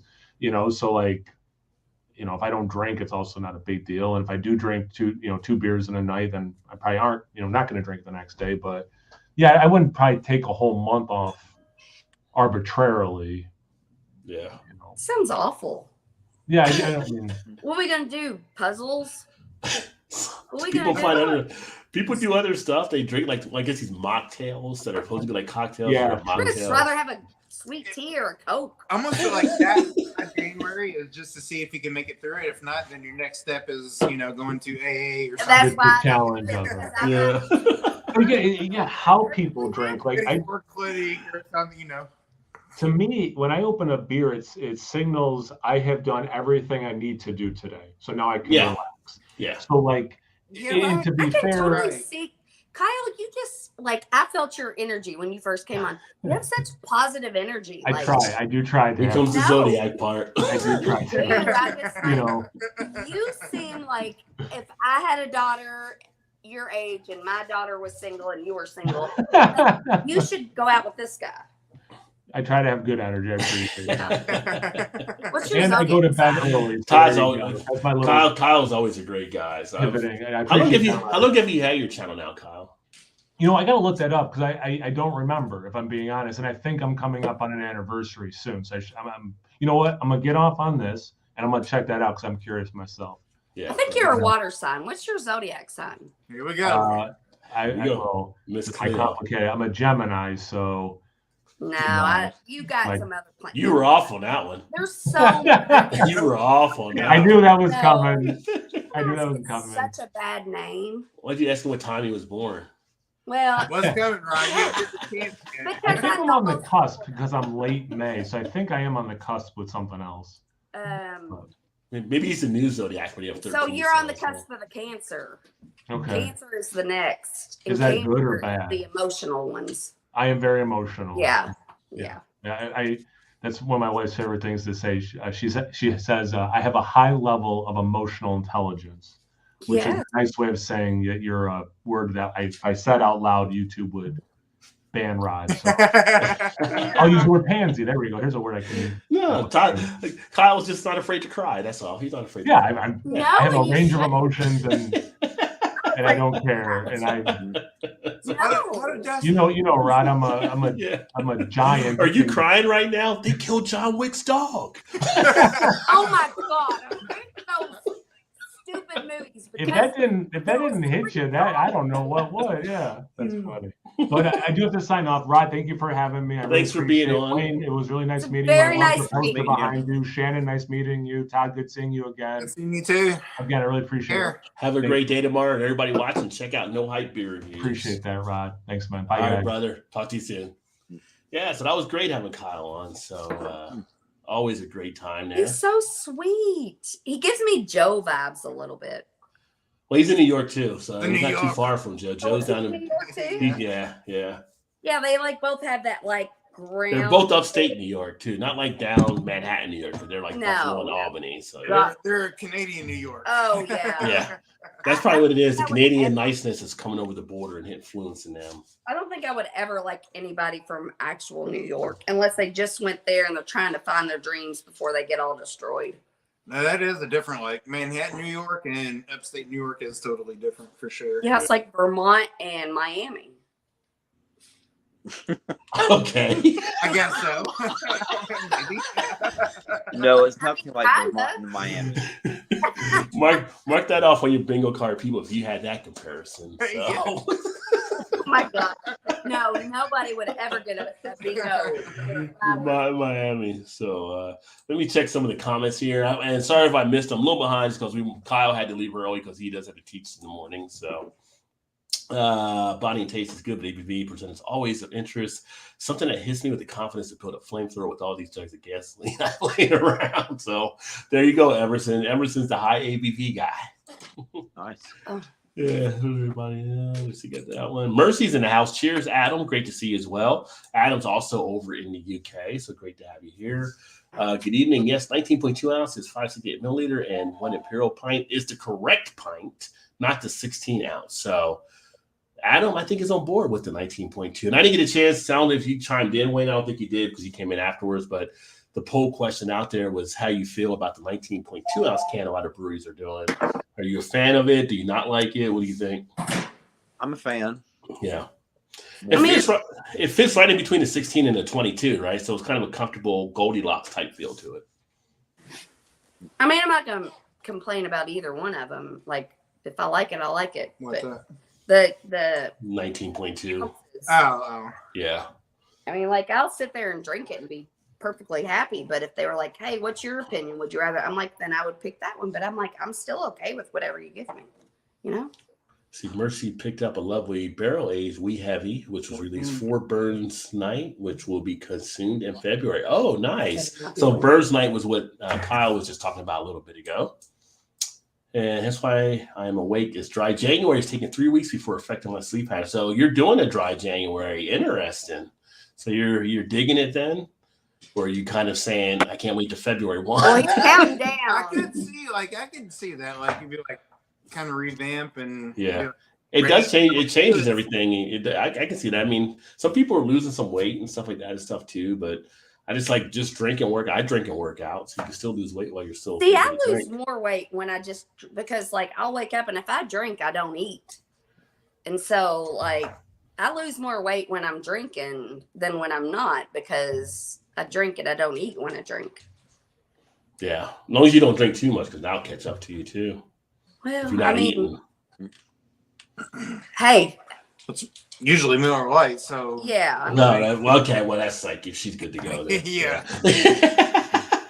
not the 300-400 calorie But I have beers, tried to do you know? better because I'm like trying to lose weight and all that stuff. And so I wouldn't eat. And then we'd go out forever and drink. And then I would get so poopy faced that that, I'm like, oh my God, Shannon, get your poop together, you know? But then it's just like, you know, now I'm like, I need to eat before I drink so that I don't get so poopy faced so early. So I'm So you working can on hang it. out. Yeah. Proud of you. I'm working on it. Rod, who'd have thought it would be kind of G-rated Shannon? No, hey. It's like she's a Dalton or something now. When Todd told me about the noodles, I was like, I don't know if I can do that. But then I was like, you know what, Shannon, this is a challenge and you can do it. So But far, so good. She said challenge accepted. At one time when I said the S word. That was one, but it was so long, like Rod said, they're paying for it. I think I said at 1.2 tonight, but I don't know. You see that like on ABC shows sometimes or Fox or something like that as well. Right. So yeah. Well, I'm just trying to make up for all the flags you're going to get from the past 2 years. Yeah. Yeah. You're going to go back and go through stuff. Yeah, there's going to be some stuff out there, I'm sure. 3 or 4 years. Yeah. Like Jesus, Rod, you owe us $5.40 videos that we paid you. What? He's making a joke. Very funny. They're laughing. Get it, that's all. They're being polite.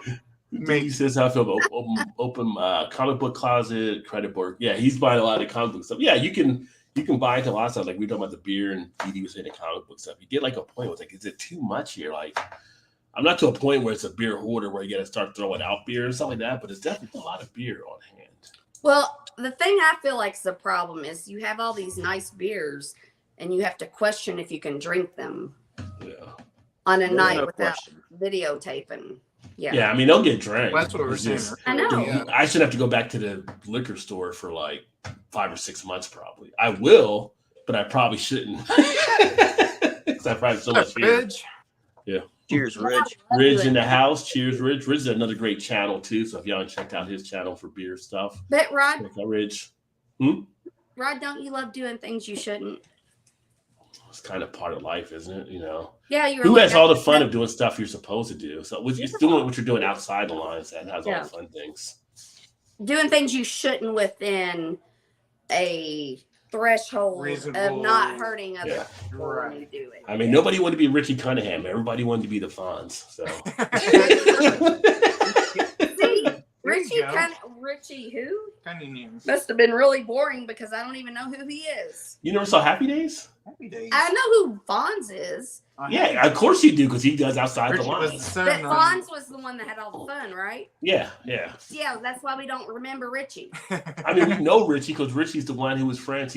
Never mind. Forget. Yeah, no. Forget about it. Nobody Yeah, remembers right. him. Everybody knows Richie. You just kind of left him out of your memory. It's boring. You probably remember Chachi too, don't you? I barely remember Fonzie. Golden Corral still has the best fights. Golden Corral, maybe, although Especially if it's crab leg night. well, I would say a Vegas casino on running out of crab legs could probably have some good fights there. But Oh, I feel yeah, like yeah. the Golden Corral would just be one whale pushing another whale over like a turtle on the back of his shell and it can't get back up.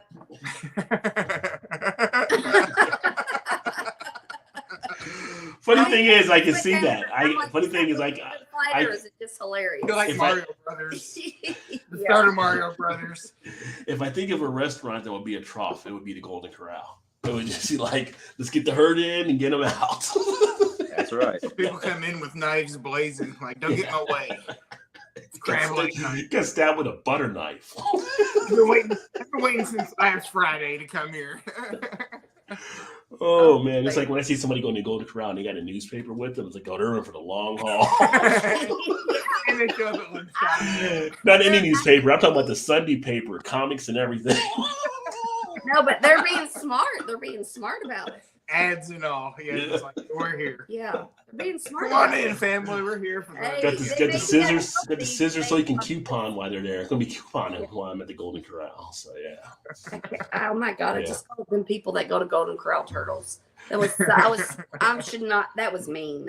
They put that chocolate fountain there, and the kids just come up with all kinds of ideas. Let's see if we can put this in a chocolate fountain. Like, But I'm kind of like, if you make it to the chocolate fountain for dessert, like, you know. Get a you medal. start. You probably start dessert first there, or whatever. But Just to make sure. No, they got fried chicken wings. So good. At Golden Corral? Yes. I've never heard anybody say anything so good at Golden Corral. Back in the day. No, I I was did. like, really? You know what I think the biggest hoax is? The biggest hoax in buffets, the biggest hoax is the prime rib. They're like, oh, at the very end, we got prime rib. And I'm like, that's probably like a big hot dog you dyed brown. The sneeze shield. Yeah. The biggest I'm like, hoax. that's not prime. And prime rib isn't even that good. So nobody's gonna Whoa. get Let's not you. get crazy now. Prime rib is pretty damn good. Some horseradish. Prime rib is pretty good. She's not a A big little I want pork steak or ribeye. That's it. I don't want pork- anything. Well, ribeye is like the fatty steaks. A lot of people like that because of the flavor. Yeah. And then the pork steak is like a flipping $3 bacon steak. It's like a bacon steak.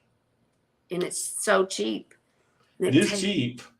I guess if bacon was a You're steak, right. I guess it would be a pork It's steak. really good. If you Yeah. marinate it in what's the marinade we Allegro. use? Allegro. If you marinate it in Allegro, Well, I almost like it a little bit better than the ribeye. pork steak wasn't like fried bologna, so I have had that a lot more in the past. So I have had that one.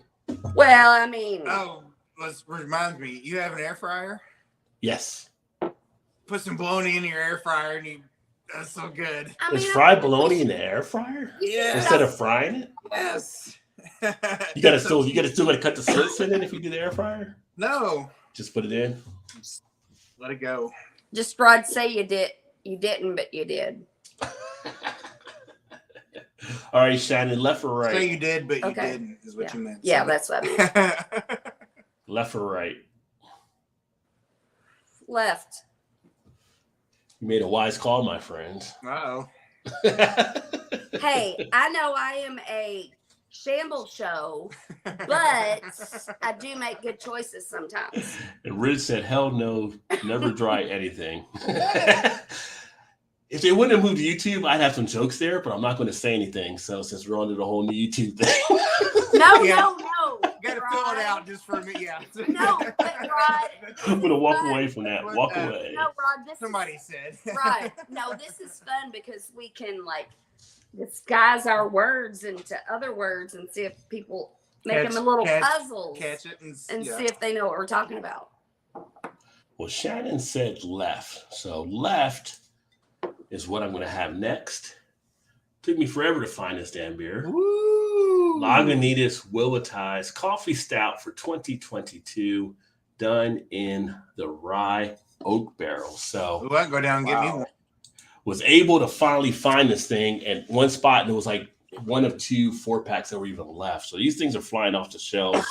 If you do see it out there, I would definitely say to pick it up. So I'm going to get this into a glass. This one actually comes in Let's say 12%. 13.1. So session beer. Sessionable. Session Imperial Stout, and I do love the Willati's series from Lagunitas. So looking forward to seeing if this one is any different. I think it's still the same as last year. That wasn't last year. It's like 13 as well. I think so. I know it was 12 the year before, I believe, but because if it's the same, if it's the same, I might not do a review. I haven't decided yet. But I want to see what you think about it. Oh, you've done it already? You've had this? Yeah. I've got one. I still got a couple in the fridge downstairs. Yeah, I got a 4-pack. This is one of those beers I just grab a 4-pack when I actually see it. What did you pay for your 4-pack?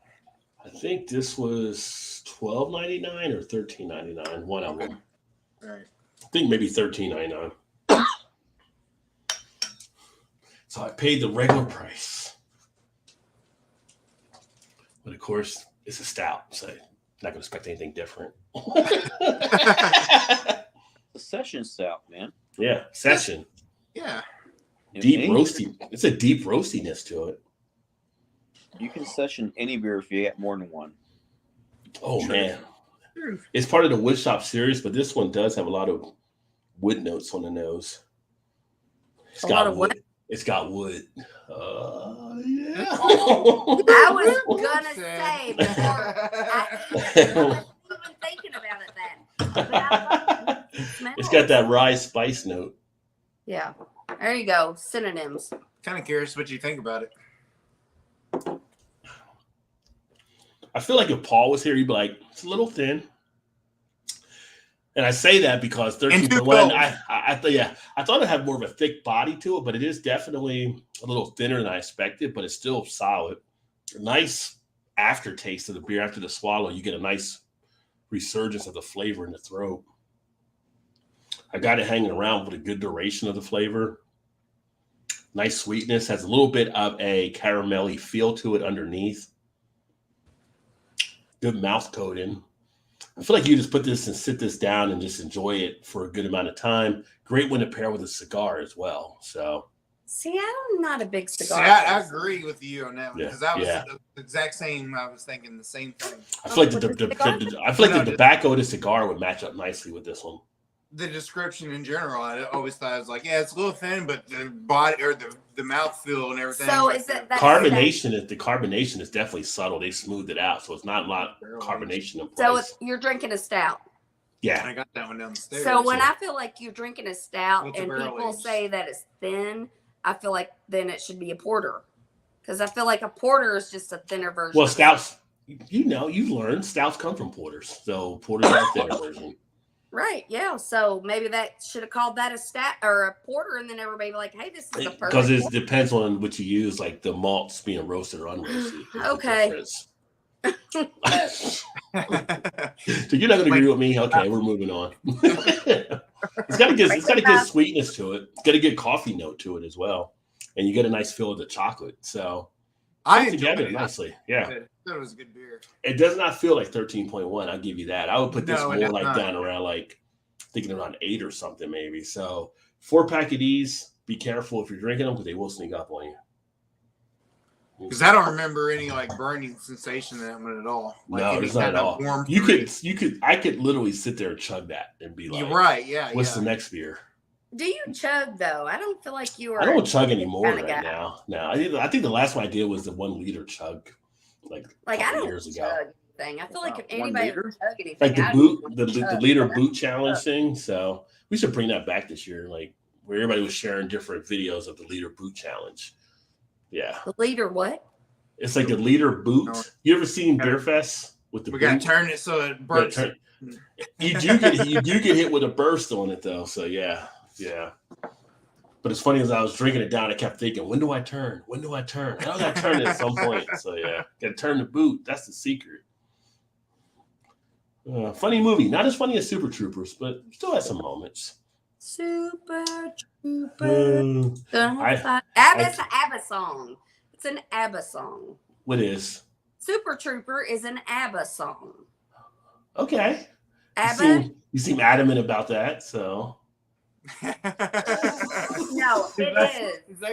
I'm not doubting you. I'm doubting myself. I'm Right, doubting yeah. myself. You're the avid expert here. So, I mean, if you want to go Dancing Queen, you can do that too. So It is a song, Super Trooper. Yeah, I love. Nobody doubted you. yeah. You're talking about the movie, not the song, I've never had a movie, Todd. I've never had a movie. Super Trooper Super Trooper was a movie. was a movie, not It's the also a song. song by I know, ABBA. that's what I said. He was talking IPAs will be start to fall after 3 weeks, month and a half max. We're tasting good almost.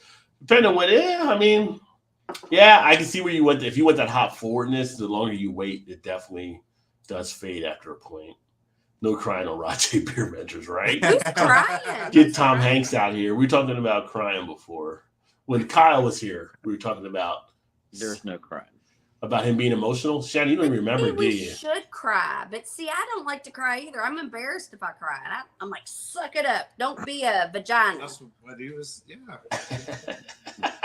Yeah. You know.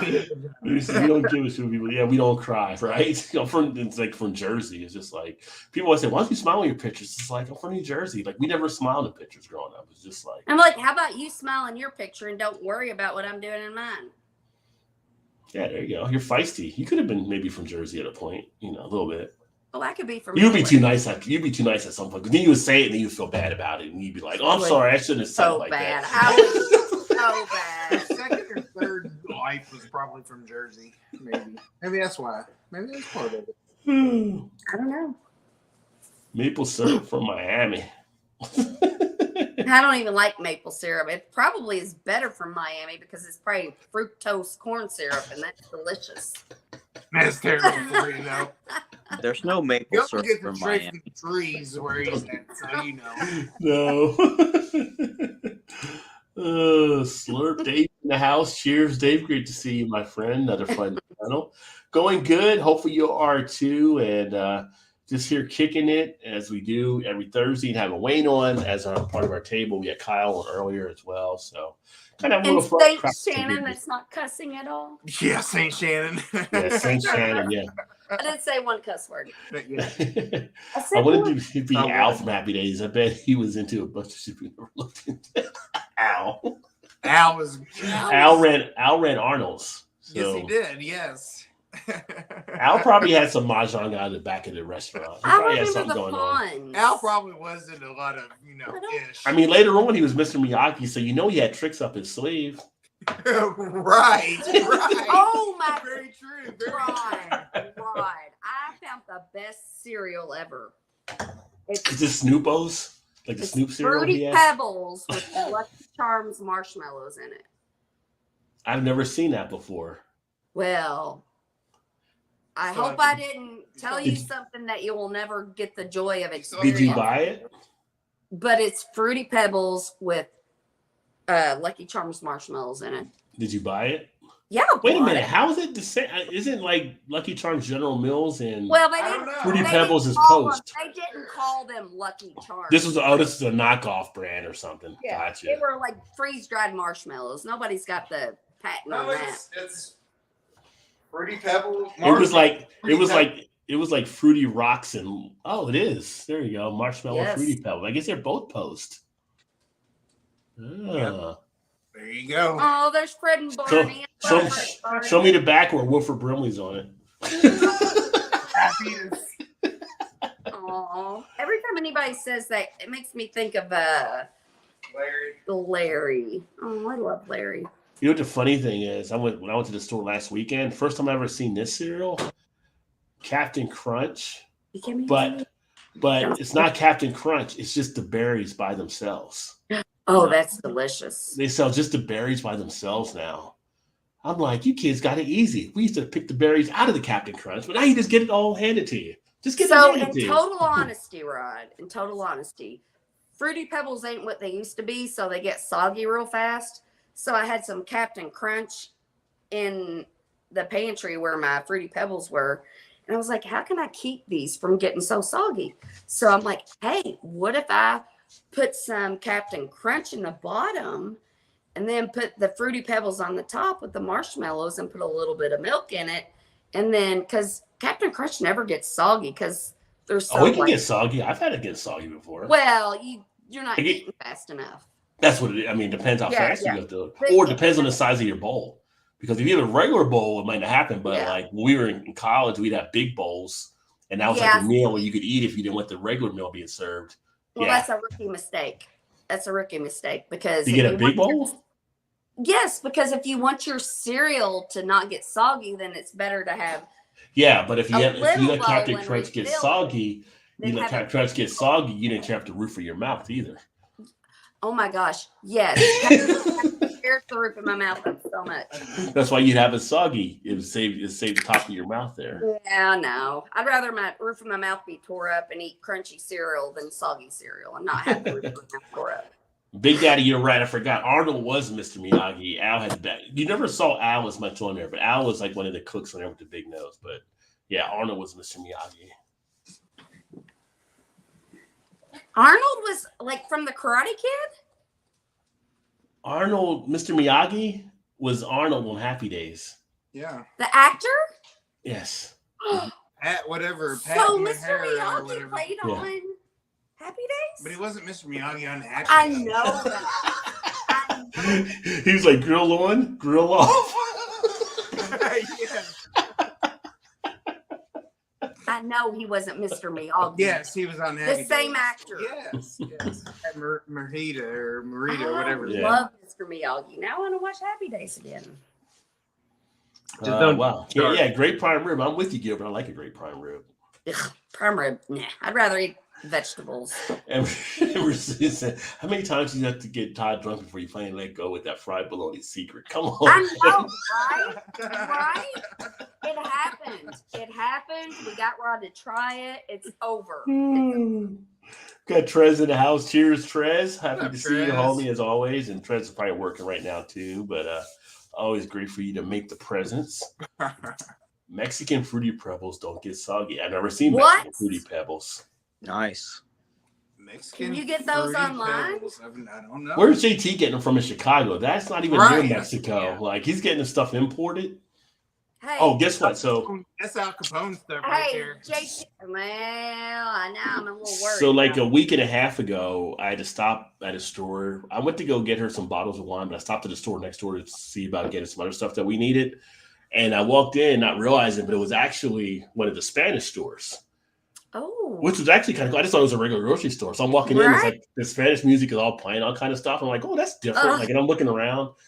Dude, they got like better stuff than we have in some of the other stores. And it was like Of more course healthier they type do. stuff in there. It was just like, I was like, I need to start coming here to do some more shopping. It was like off the hook. Although they did have one of the longest candle lines of Jesus candles I've ever seen in any store in my life. Like a whole row of just like, Jesus candles. Because you see in the movie Yes, where yes. a lot of them are religious and like the candle, and there's like, Like yeah, this the was like black one. Yes. Oh, Yeah. Jesus candles. Yeah, I thought you said Jesus. Jesus. I thought you said cheese. I was like, huh? I was like, man, there's a lot of Jesus candles in here. Hey, you know what? Come out born again. So, a nationality I love to watch on movies and TV shows the most. If I could be any other nationality, it would be like an Indian person from India. Like, the slums and all, they're like always so happy. Like they do the Bali dance. Like, I love them. They're always smiling, even when they're like life is just pooping all over their head. They're smiling. Well, it's kind of like if you have less, it doesn't take as much to satisfy you, probably. Very Yes. So growing up That as is a kid, exactly why I do not want to win the lottery. growing up, we didn't have a lot, and we had some of the simplest things to have fun. Yes. But now that I have money, I like it. I would like to have more. So, Yeah. Right. and I know what Shannon's talking about. I would love to win the lottery. So, Because see, I'm perfectly happy with where I am. Yes, it's not perfect, but I'm happy. Like, I'm happy, but I could be happier. And then no, Wayne's just nodding along. when you're worried about being happier, you're not actually happy. Is kind of how I feel. Oh, I'm happy. I'll be happier. Trust me, I'll be happy. Yeah. I mean, like, I feel like more money, more problems. I feel like we're right in the middle. We have enough money to pay our bills. We're comfortable. Like, and I'm like, if you get like too rich, then gosh, everybody else wants a part of you and it complicates things. Then you just start saying no live here no more. You start changing your language up. I And can't do that though. I can't do that. I can't do that. I bet Todd could. Yeah, he probably could, but I couldn't. And then that would be a problem. Todd be like, hang up the phone. Yeah, I'd be like, oh my gosh, we're going to open the biggest animal shelter in the whole world. So what do you think, Wayne? You think you'd be all right? You'd be all right winning the lottery? If you won the lottery, you'd be okay? I don't want, Wayne? no, I don't. I mean, Yes. I might be, but I don't want to shake up my life because I'm perfectly happy with my life. You enjoy it more than you think. Well, I was seeing if Wayne thought he'd be okay with it too. Yeah, I would just buy a brewery somewhere. Simple life. There you Why go. not? Why not? Buy a The brewery. only thing I would do different that I don't do now is travel. Hmm. That's the That's what I'm only saying. thing. That would allow you to do that. So you'd enjoy it more than you think you would. But I mean, Just from those we standpoints. can just agree to disagree. No, I'm saying you can't travel as much. If you had $1 billion. If you just wanted whatever, you could travel wherever the hell you wanted to. But sometimes we think things that we want will make us happy, but then I'm not saying to make you happier. I'm just saying you could do that. You can't do it now, but you could do that more so than. Yeah. I'd be willing to give it a shot. You would be happy. I think you would. But You could be in a club making it rain, be like, I'm putting people through college right now.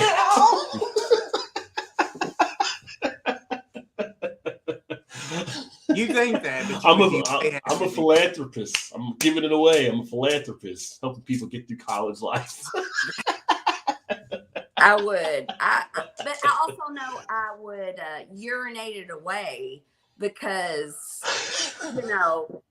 it's just kind of like, I would just be like, oh, you need help? I'm going to help you. I can help you. I can help you. And but you can help people if you're rich and then you feel happy about it. So see, it can make you happy. You can do that. You like to help people like that.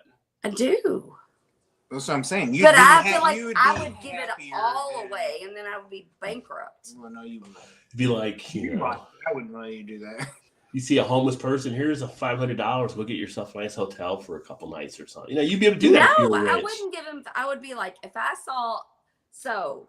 would see a homeless person and I would know before I went into it to try to help them, I could be like, they might screw this up, but I'm going to give this chance. I'm going to be like, hey, how did you get in this situation? What do you wish you would have done differently? And I'll be like, you know what? I'm going to give you the chance to do that. And then if they don't do it, then I made them feel worse than they were in the beginning. So you're going to basically make homeless people feel a bit worse than they were? Exactly. So, yeah. But that's not a problem I had. Homeless person's like, just put the money in the cup, lady. Just give me $1 and go on with your life. And nobody wants That is so true. That is, just put that money in the cup. That is so true. That's fair. That's very fair. Oh, what is up, Brandon? Cheers, my friend. I do not have any draft beer setups at the house. When I was making beer, I got rid of all my beer making equipment when we moved to Baltimore because I didn't have time to do it and it was going to take up space. But at some point, we get a new house. I might start doing beer again and start making beer. I liked making beer. It was fun. So I always enjoyed it. Yeah. I always like it. It takes so long though. Like, yeah. Have you brewed beer too, Wayne? Not at home, but our podcast, we did do a brew day collaboration with Blank Owner recently. Oh, nice. Cool. Yeah, tell people. Yeah, that's one thing we didn't talk about. Like, tell people that are watching about like your podcasts and stuff. All right, so, well, myself, a couple of guys on Instagram, Nutmeg 2 Palmetto, who has a YouTube channel, and Southern Bling Beer Reviews. We have the Upstate Beer Boys podcast, where we go through and we talk to local breweries here in South Carolina, Western North Carolina, and Georgia, and we talk all things brewery, beer, what they like to brew, what they like to drink, stuff like that. So it's really, really fun. We're on all major platforms, and we just got through releasing our Not a Pirate Ship Dunkelweizen. Oh, nice. Which I'm hoping to stop by there tomorrow and pick up some more cans because they had a real limited canning run on it. I need to get some more. But it was a really nice experience. So have you done a review on that one yet, or you got to wait for the finished product to do? Oh no, the product's been finished. It was actually released last Saturday. Mm-hmm. I just don't know if I have enough inventory to do a beer review on it just yet. You gotta have one. Oh, I've got at least one. I had 3 on Saturday, so it was fantastic. Yeah. is that the Stark House thing behind you, That? or is that Design? No, that is House Stark. House Stark? Yes, I love House Stark. Well, that's what you said, right? But you said Stark House. Whatever, Close House enough. Stark. Okay. House. You know what we really need? Todd does not need his own YouTube channel. Shannon does.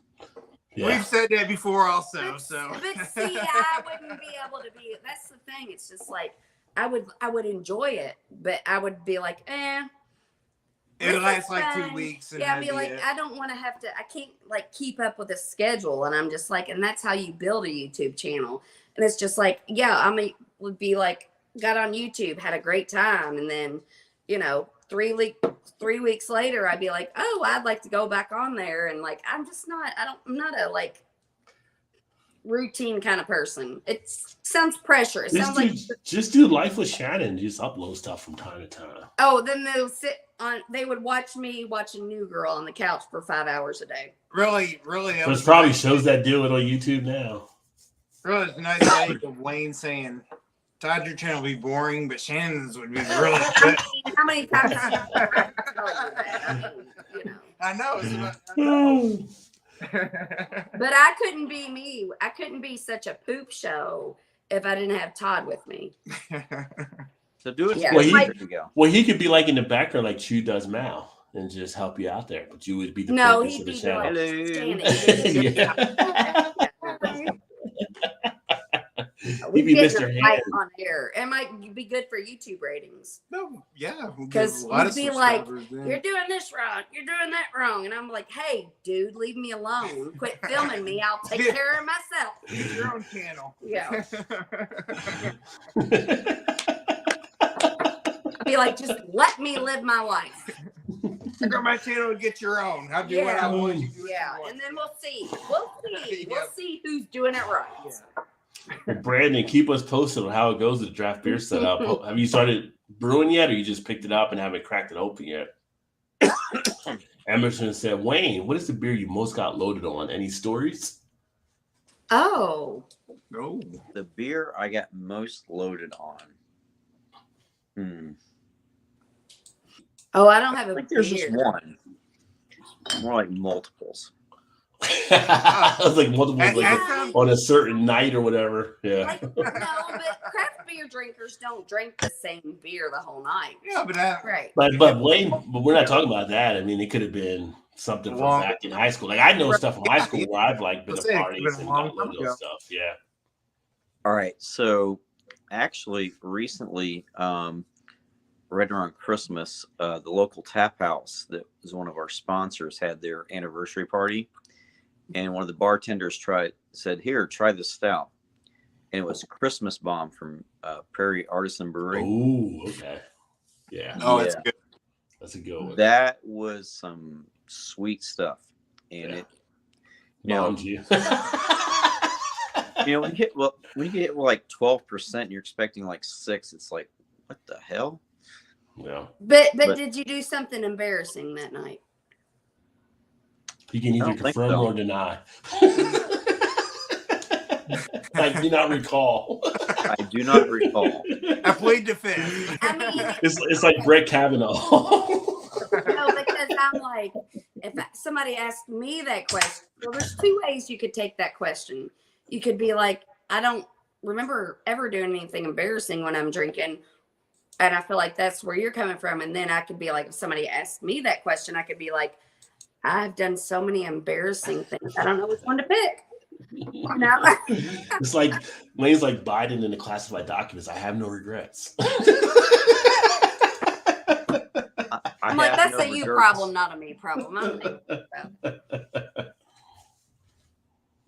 I'm just like, I don't know. It's more like that that commercial. It's no regrets. No regrets. Yeah, with a tattoo. Yeah.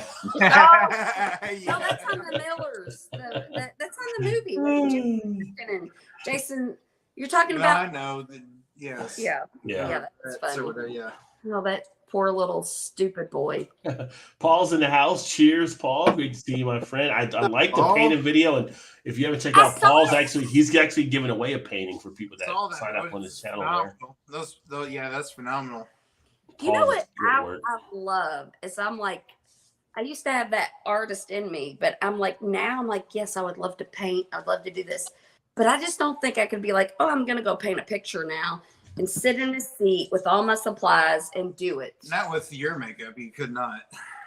I'm just like, But yeah, I'm done. I don't want to do this. yeah, I'd be like, okay, I'm sitting. I'm gonna get all my paints together, and then I'd sit there and I'd be like, yeah, I'm done. yeah, Yeah, you're like, I'm moving on. So yeah. I'd be like, I just want to nap or go watch a movie or.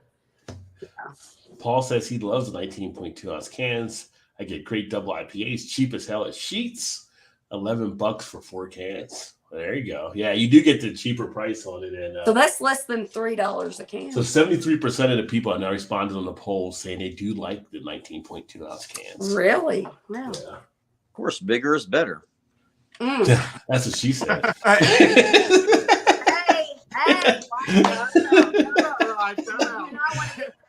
There was nothing bad said about that. I mean, times I've wanted to say that tonight and I didn't because I'm being But good. that's well, I mean, if it depends fits. on how you want to look at it. I don't know how to do the middle. I do not know how to do the middle. I'm extreme. I'm like, So keep your. And just so cheers, Paul says, cheers from Pop Tart land. So just remember, if you're having Pop Tarts, Paul is now putting in your filling. So there you go. Oh God! I will no longer have Paul works for Pop Tarts now. No, it Yeah. works for Pop Tarts. oh, So just think of the cream filling. Courtesy of Paul. I mean, if people think that the products we get that we think are so clean are clean, then they're not very smart people. Yeah, but Well, Paul also loves the unicorns. I would say it's probably the rainbow Pop Tarts you have to But wear. I'm like, it just builds our immune system. Yeah, true. Just Very builds true. our. I'm like, all right, well, it ain't killed me yet. I'm fine. Yeah. So we got What's this your place. favorite? What's your favorite flavor of Pop Tart though? I haven't had Pop Tarts in ages, but it's usually one of the frosted ones. Like, They're all frosted, Rod. you didn't let me finish. Okay, I'm sorry. You're right. You're right. She always do that time. I'll let you finish. It's been a while. You're right. You're right. I'm sorry. But I was thinking of ones that have like the kind of like the I don't want to say the kid type thing, but kind of the sprinkle type stuff. Like it's like not like It's a the cherry, strawberry one. not like cherry or strawberry, but kind of just like the fun. I don't know how you would describe it, like sprinkles type thing. You know what I mean? Yeah, like a funfetti type Pop Tart. It does not exist, Rod. I'm sure it does. Probably. Paul Not when doesn't you were a exist. kid.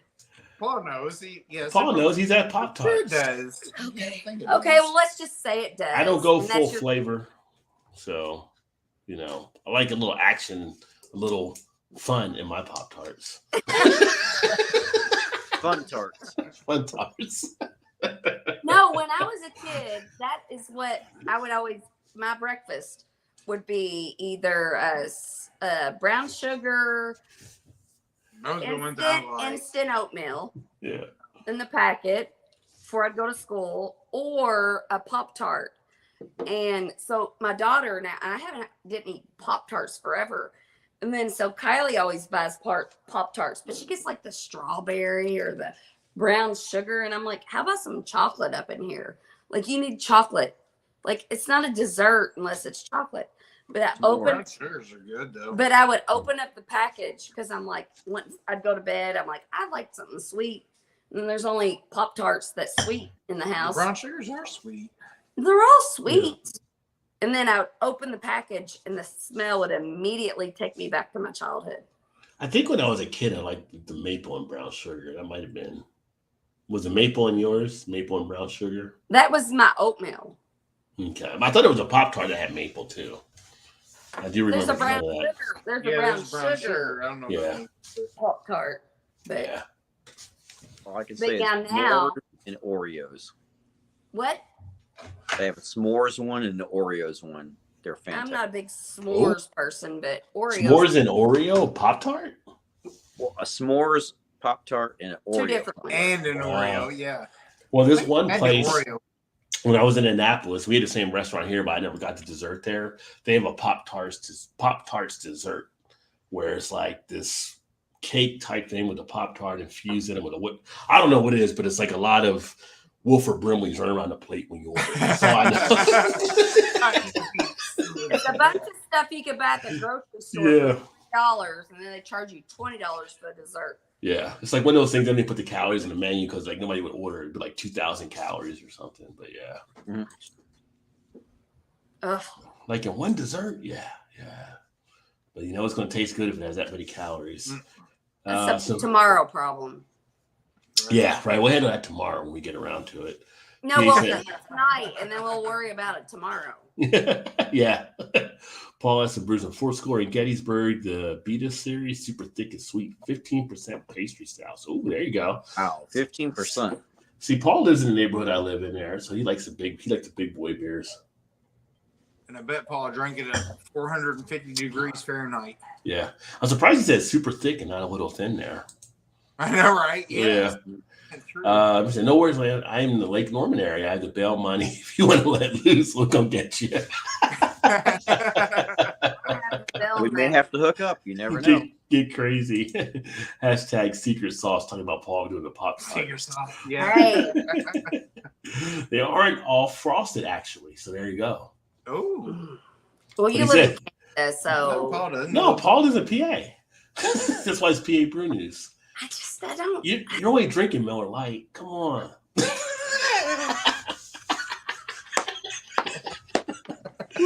But Paul says I don't even eat them, huh? So I didn't think you knew what you're talking about.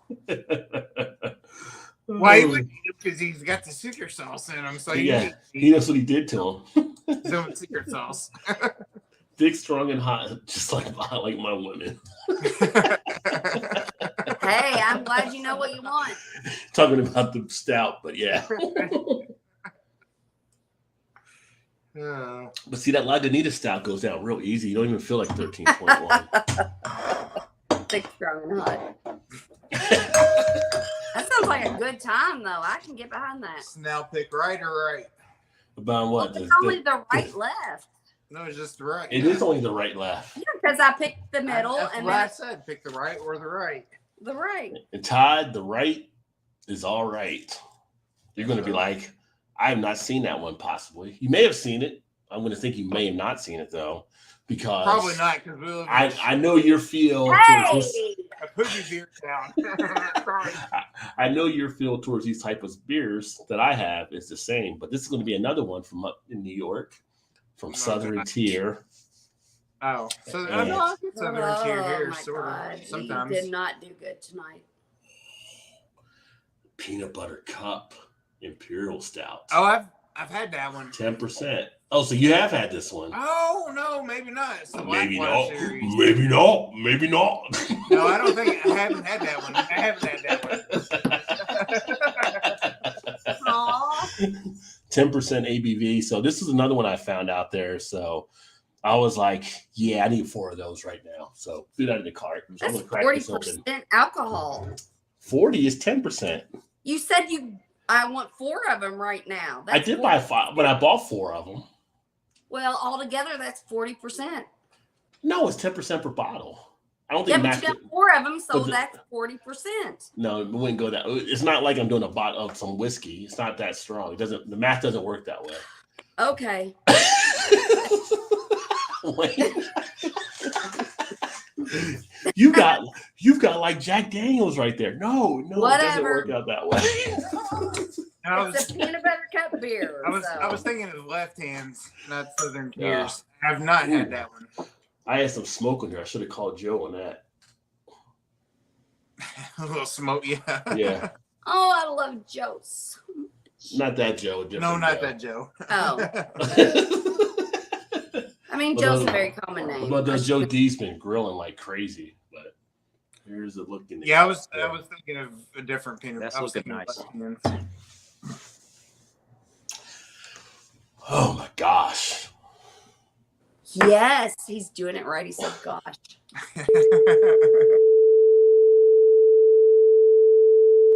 I said, That good. gosh. That good.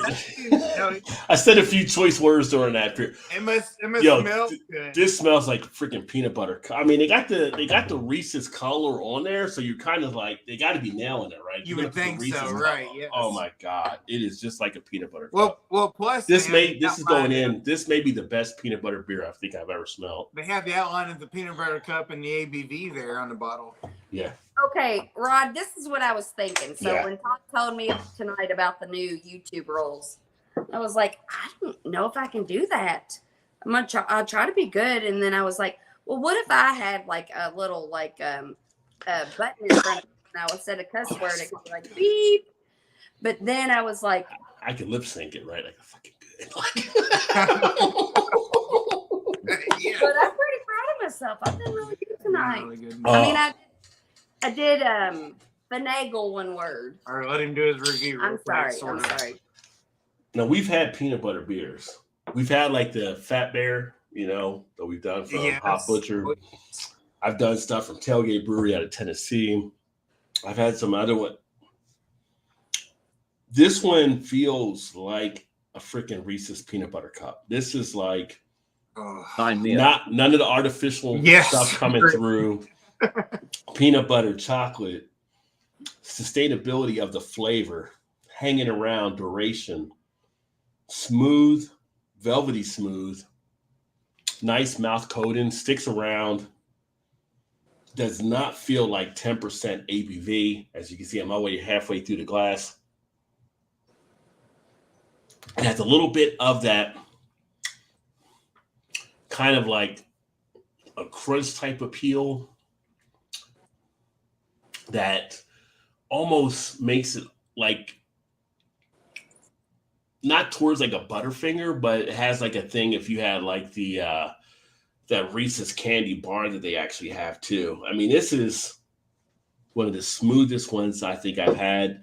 The body of it has that smoothness, being like kind of a caramelly type feel, but it's a little bit different where it feels more like that Reese's like Take 5 or something. It's just That's good. it's good. It's very Thank it's very damn good. It's Rod, do you know what you just did? what I just do. You wrote a song. I wrote a song. When you were just explaining all those words, describing that beer, I'm like, somebody needs a beat.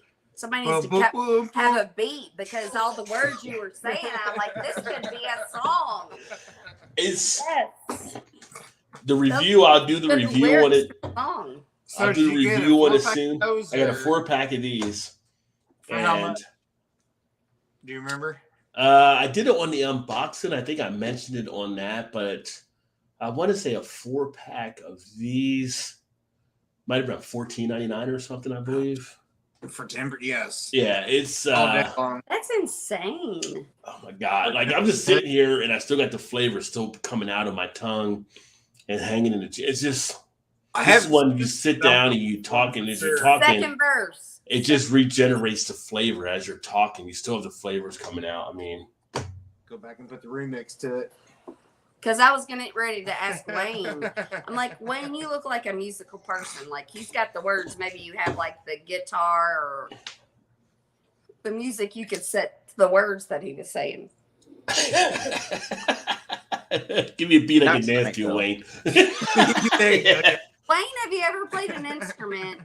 And I mean that in the most innocent way. Whoa! Oh, wait a minute now. I mean that in Time the out. most innocent way. No. Please Yeah, don't. It was innocent until you said that. It's like, please don't say flute. Don't say flute. Hey, I'm trying to be good, and you all are taking it. I'm trying to be good. No, actually, I had a bass guitar in high school. Hey, There you go. I knew. Oh, he slapped the bass. Miss Cleo's back. Miss Cleo's back. She knew. I knew that it's a song. It's going to be a song, but you all be like, nah, I don't want to do it. But I think the only thing I would have is a knock on this, and this is going to be a nod to Paul. It's a little thin. A little thinner than I would like it to be. I would like to have more of a thickness to it, like kind of like how they do some of their other beers in the Blackwater series. But outside of that, everything is on point. So, yeah. I hope I can find those. Yeah, this one I don't know when the date was it came out, but this is actually good I've never seen it for for sure. a while. But I would think at 10% it should be good for a good while. It says 11:20. It wants you to drink it by 11:22 of 23. So So the end of the year. you could probably do it a little bit longer, goal but accomplished. they don't want it to. They don't want the peanut butter to fade. Probably that's why they're telling you that. Right. So, Yeah, right. but this one would have came out probably around November then, if it's like a year out or something.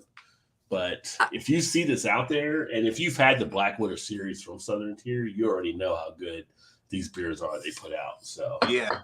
Yes. I was wondering, Rod. I'm like, he's missing his glasses. Where are his glasses? And then Yeah, he just my put them on. Well, I got my contacts in. Those are my readers for when I'm feeling older. Like I got to put those on. When I'm feeling Oh. older. Yeah. Like I refuse to wear. I don't refuse to wear readers, but I don't like a lot of baggage everywhere I go. I don't like to. Like if I want to come sit on the couch, I don't want to have to take a bunch of things with me. So then I'm like, I can't see the little things. And then I had to give a TB test to somebody, and you have to see which way the tiny little needle's bevel is up. And I'm like, I don't know. Is the bevel up? So I'm asking the HR girl. I'm like, is the bevel up? And she's like, are you talking about down? No, I'm like, the needle. Like, is the flat part? Poor girl I had to give the shot to is probably like, oh my God. It puts the needle on the record. That's It's old just song like- back in the day. It puts the needle on the record. It puts the needle Yeah. on the record. Go on the record. No, I love that you said that. Shannon doesn't know that. Do you know that song, Shannon? I do. Needle on the record. Needle Yeah. on the record. They repeated it a couple of times, but that's all I know about it. Yeah. I think I used to have that record like on a 45, I think, back in the day. I love records.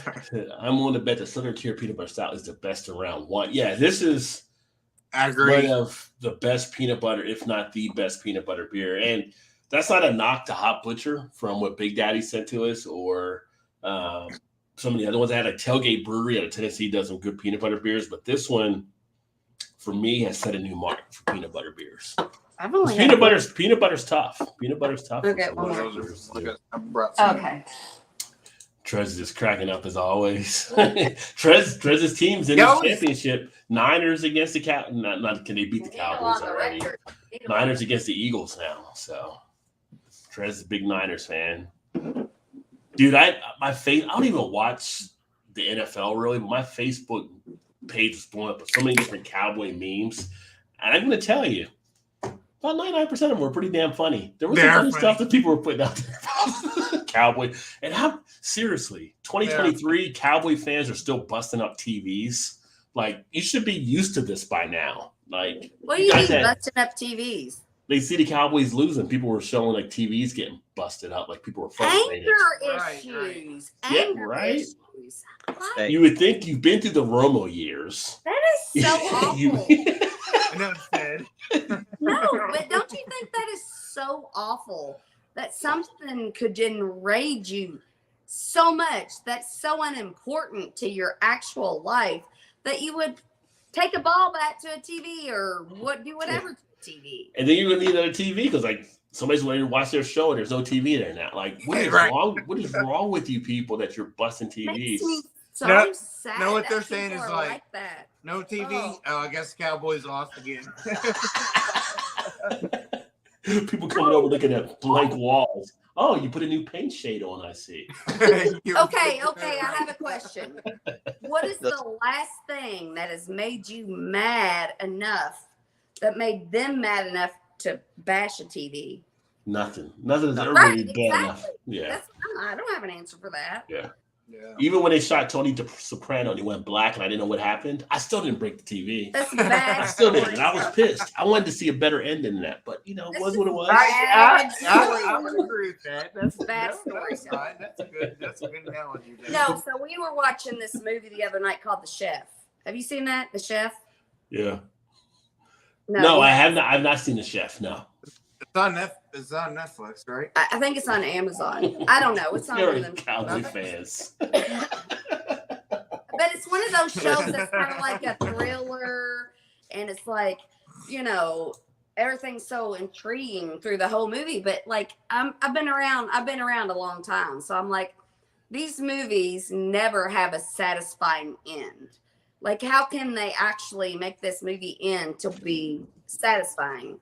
So, I mean, we watched it. I mean, it was good, better than most, but I'm just like, it's very rare you have a thriller in the end. I mean, in many movies that get you so like hyped up and intrigued, the end is usually a disappointment, you know. That one didn't disappoint me that much because I didn't expect that much. Yeah, I haven't seen that one, but I mean, it's good. It's good. I think it might have just come out last week. Yeah, I think it's like an HBO Max movie, like where it was like. Actually, I think it might have came out at the movie. It had the girl that played in The Gambit on Netflix. What? No, I was listening to you, but I was reading Emerson's post there. That's probably more interesting. Okay, so you were saying about the. I already forgot what I was talking about. He said next week we do Power 8% ABV plus, while we discuss the best movies in the late 80s and early 90s and have a good cry. There's no movies that made me cry there. I know a lot of women that cried in the 80s because of Beaches. Oh, you never watched Beaches then? I've never watched Beaches because it was a chick flick, but I know a lot of people cried watching that. No, Beaches. Didn't a lot of people cry in that too? Yes, but I did cry in the 90s watching Rudy. I was upset. I did shed a tear watching Rudy when he got hit with the truck. Not Rudy, Remember the Titans with the truck. Well, actually, Rudy too when he finally got a chance. Both of them. I was just saying. Yeah, both of them. Both of them got a tear. Got one tear. I have 3 movies. And right. That was dust in the air. It was dust in the air. Yeah, it was something going on, but I had like a little bit of a leak. I had a leak watching Rudy and watching Remember the Titans. Going on then. No, but I'm kind of like a man in this way. Like, I do not cry. I tried my best not to cry. There's a movie, they're like, this is sad. I'm like, I don't want to watch it. Why would I watch something that makes me cry? But I got fooled a few times.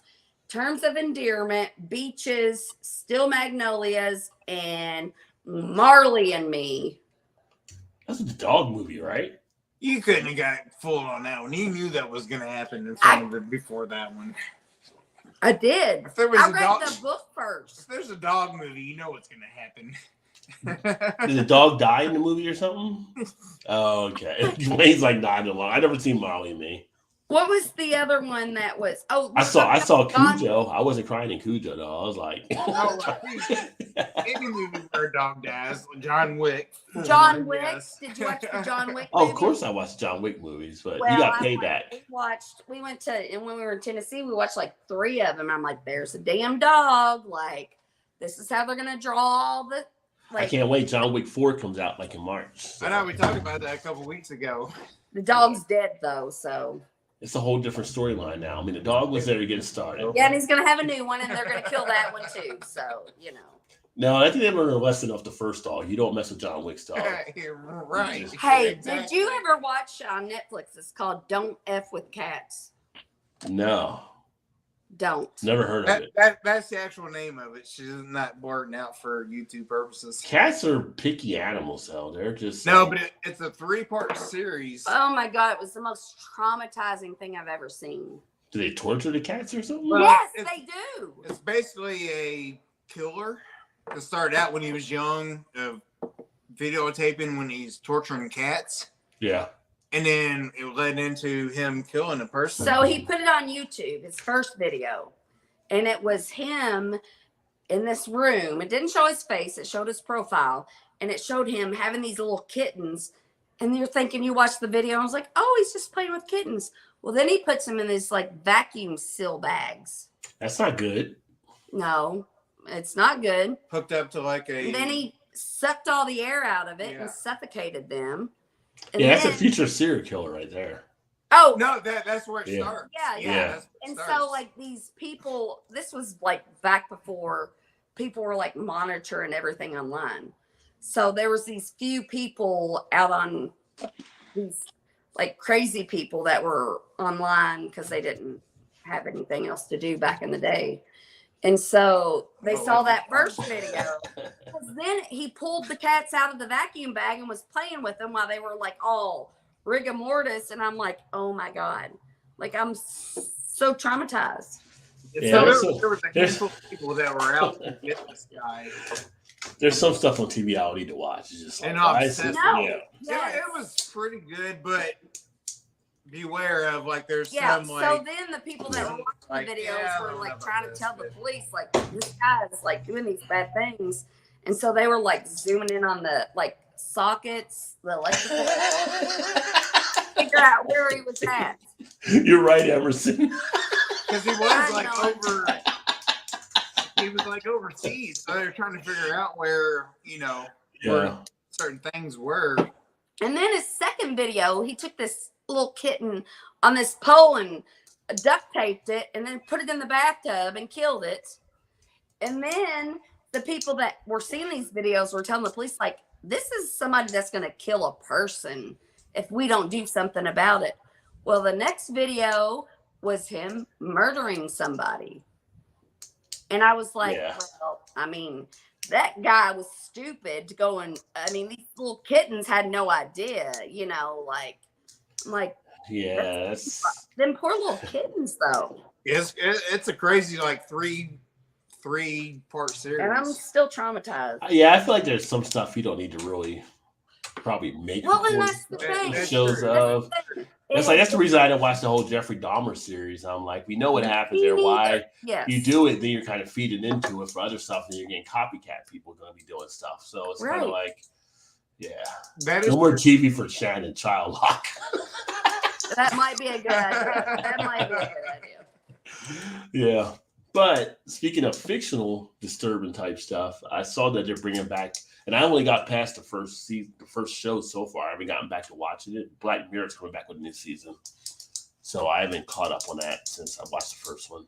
Black Mirror's on Netflix too, and that's like the different stories they have. See, I only watched a couple. That's of the one with the pig thing, right? Black Mirror. Yeah, So, the politician in yeah. Never watched any of Great that Britain. I watched Yeah. a couple of the episodes. It's like, But I tell you, a show that caught me off guard on Sunday that I was not expecting to watch at all. So I was flipping through Sunday night, and it was after the Cowboys lost to the Niners. The Accused on Fox. So I'm flipping through, and Michael Chiklis, who's a pretty good actor, was on there. Yeah. And the people that make this one did 24 and another show, but it like brought you in. So basically, each week what's they the do name of the show? it's The Accused. I watched Yeah. the So part of each the first Tuesday. episode, and I was like, yeah, I didn't catch Oh, it. the first episode was pretty good when they got into it with Michael Chiklis and stuff as they expanded the story out. So each episode, they have different people that are on, but it's basically looking at the law and how it may apply to things. So this first episode was Michael Chiklis and his kid that he thought was going to be a serial killer.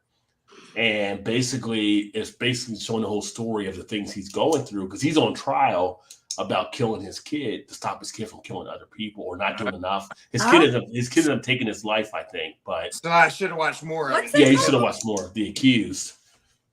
And then each week is a different story that takes just- place. But the It just started writers, like a couple weeks ago, right? and just last Sunday, just after the Last Cowboys Sunday, week. yeah, okay. Yeah, and then Tuesday night's the regular night. So I didn't watch the episode from Tuesday. But each week they got like some big stars that are coming in doing it. But it's just different stories. But it's more about like you think of Law and Order, but this is definitely more into kind of the law and what they have to go through to kind of prove their case against a person. And it's pretty cool. It was pretty cool watching. I was intrigued by it. So I wasn't expecting to add that to my show rotation. But Don't you love it when that happens? I might though? have to give it Yeah. a second chance in This because I was watched pretty- a little bit it of was it. pretty and I was good, like, yeah. I kind of just didn't catch me right away. because you don't know which way it's going to go by the end of the show. You're like, how's the jury going to kind of do the verdict on this type of thing or whatever, or the judge? And it was laid out pretty good. But I would definitely say The Accused was one. Because I don't usually watch network TV that much. Usually it's like HBO or Netflix or Prime or something like that, everything. Right. But they surprised me with this one. And I saw at the end, like the same people that made 24, and I forgot what the other show was. I'm like, well, pretty good reputation for the people that came up with it. So Well, tell me when Nice. the first season is over. No, tell me when the second season is starting. So I'll go back and watch the first season. And then I won't be like at the end of the season, be like, wish I never would have watched this because now I got to wait a year later to get the you know, I still got to. We still got to watch this season finale of Yellowstone. We never watched the finale. From last year? Yeah, from the last season, from just a couple months ago, last season. Yeah, the mid-season. Oh. But this one has been it's been a kind of a slow season with Yellowstone. So we're kind of like, is it starting to jump the shark here? We're not Here's sure. what's happening. No, Don't tell me. Don't Here's tell what's me. happening. Don't tell me. Don't tell me because I gotta watch it. They said that Yellowstone is going down the hill because Taylor Sheridan is working on his other series. Well, Taylor Sheridan got like 5 shows now. Yeah, and so Yellowstone was Right. his first. Now it's suffering because he's like so into spread his other itself too series. much. Yeah. Yeah. Yeah. But Yellowstone's still better than. They're still better than the other ones, though. I don't think so. It wasn't the first couple of seasons. It was. Which ones is better than that one? Right now is the 1928 or whatever. No, Is that the one with Helen Mirren? the Mayor of Kingstown. Oh, I That's- haven't watched that's Mayor. so good. I haven't watched that one. Yeah, I haven't watched the other ones from Taylor, but he's got a lot going on. Mayor of I don't Kingstown. know. Good. Snowfall's back at the end of the month, so Oh, I can't wait for that. Oh one. my! can't wait for This is the Snowfall. last season, though, right? Yeah, last season. Yeah.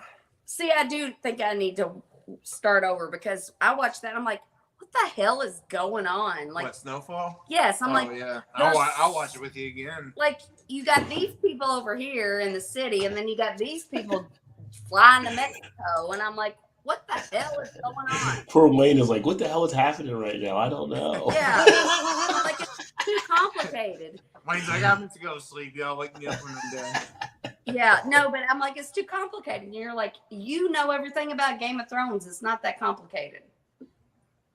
Never watched Game of Thrones, so I know Very true. nothing about it. Very true. The most complicated, best show I've ever watched is called Dark, and it's on Netflix. And it is like a puzzle for your mind, and you don't even know it's a puzzle. And then every once in a while, Hey, it's like, Vanessa. yeah, Yeah. I'm Vanessa's telling you. back. Hey, Vanessa. Yeah, we're still here. Probably wrap it down here in a second or two. But no, this is fun. This is good stuff. And head into Oh my the gosh, weekend. that was so good. He was so good. It was good. like PG-13. Except for Actually- I slipped up once. Well, that's the only reason why it's PG-13. You slipped up once, I too. did. I did. Vanessa says she started watching Dark. So she's actually watching it. Oh my God, Vanessa, Dark is such a mind puzzle. Screw. No, no, I don't know if that's a safe word. It's a mind puzzle. Like it is insane. A mind, take it like you like it.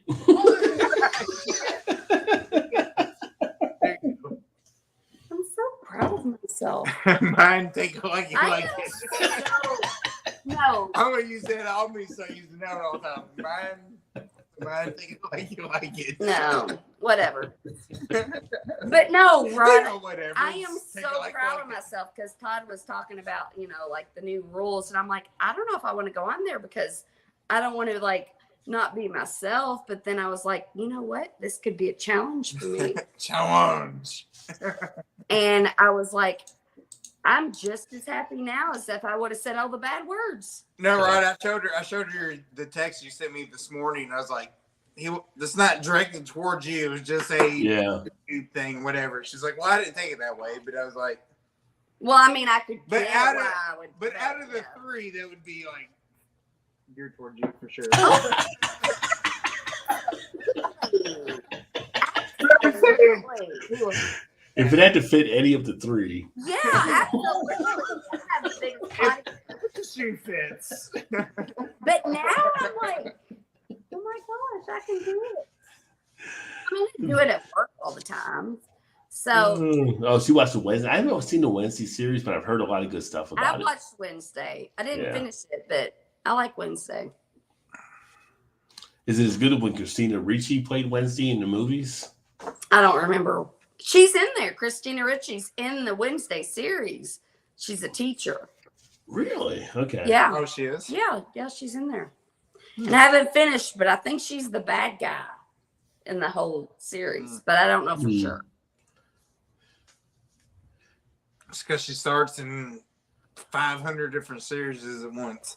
Hey, but see, that's what I would want to do as an actress. I'd just be like, I'll just show up here and there and make enough money Well, yeah. and not have all the pressure on me. Right. Like, Emerson with the jokes. You guys should check out Cheers. They drink a lot. what? Hey, we Except drink a lot too while we go. except the owner of the bar who's like can't drink. So cheers. Right. Everybody drinks except Sam. And we have our norms, so you know. Cheers was a great show back in the day. It was pretty funny. It Cheers was good. Sure was. Yeah, I saw they were bringing back Night Court. That was kind of interesting. Yeah, I think And like it's John Larroquette's the only one coming back, I think. But what's her name on Big Bang Theory? The little blonde girl. Yeah. She's on that one too. Wow. You know who I hate is Judge Judy. She makes me so mad. Judge Judy? Why? Judge Judy makes me so mad. Why? She's so condescending and like, I know. She's like Dr. Laura. I was going to say, she's that's like same as Dr. Laura. You can tell she's from the Northeast. But And I was listening to Dr. Laura because I love to listen to like radio shows where people call in with their problems.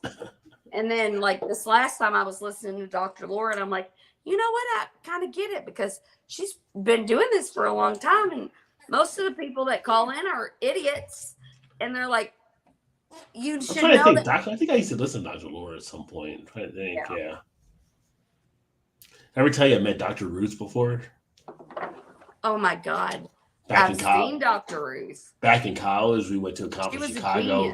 She was one of our speakers at the conference and really short. I mean, everybody knows she's short, but she's really short. Like when you see her in person, like. And she was an intercourse specialist. Who was? Dr. Ruth. Dr. Ruth. Okay. Yeah. No, she's like 5 foot or 4'10" or something. No, I think she's shorter than that even. Boy, this conversation's gone off the rails. Yeah, it has, right? Yeah. So, but yeah, we were in Chicago at a conference and she was one of the speakers at the event. We were up there for her and yeah, you know, had a little high pitched voice, you know. People make it more complicated than it needs to be. That's all I'm saying. Trina says, I thought I was the only one. Shannon, Judge Judy is rude as hell. Yeah, I mean, she's Northeast. Oh my God, she makes me so mad. My mom and brother love watching her show. She makes my blood boil. Idiocracy is history. Yeah. Netflix has some pretty good stuff on there. They're getting rid of their anybody sharing Netflix passwords, they're getting rid of that stuff here shortly. So they're trying to crack down on the password sharing. How's it going to happen? I guess only one person can be logged in at one time.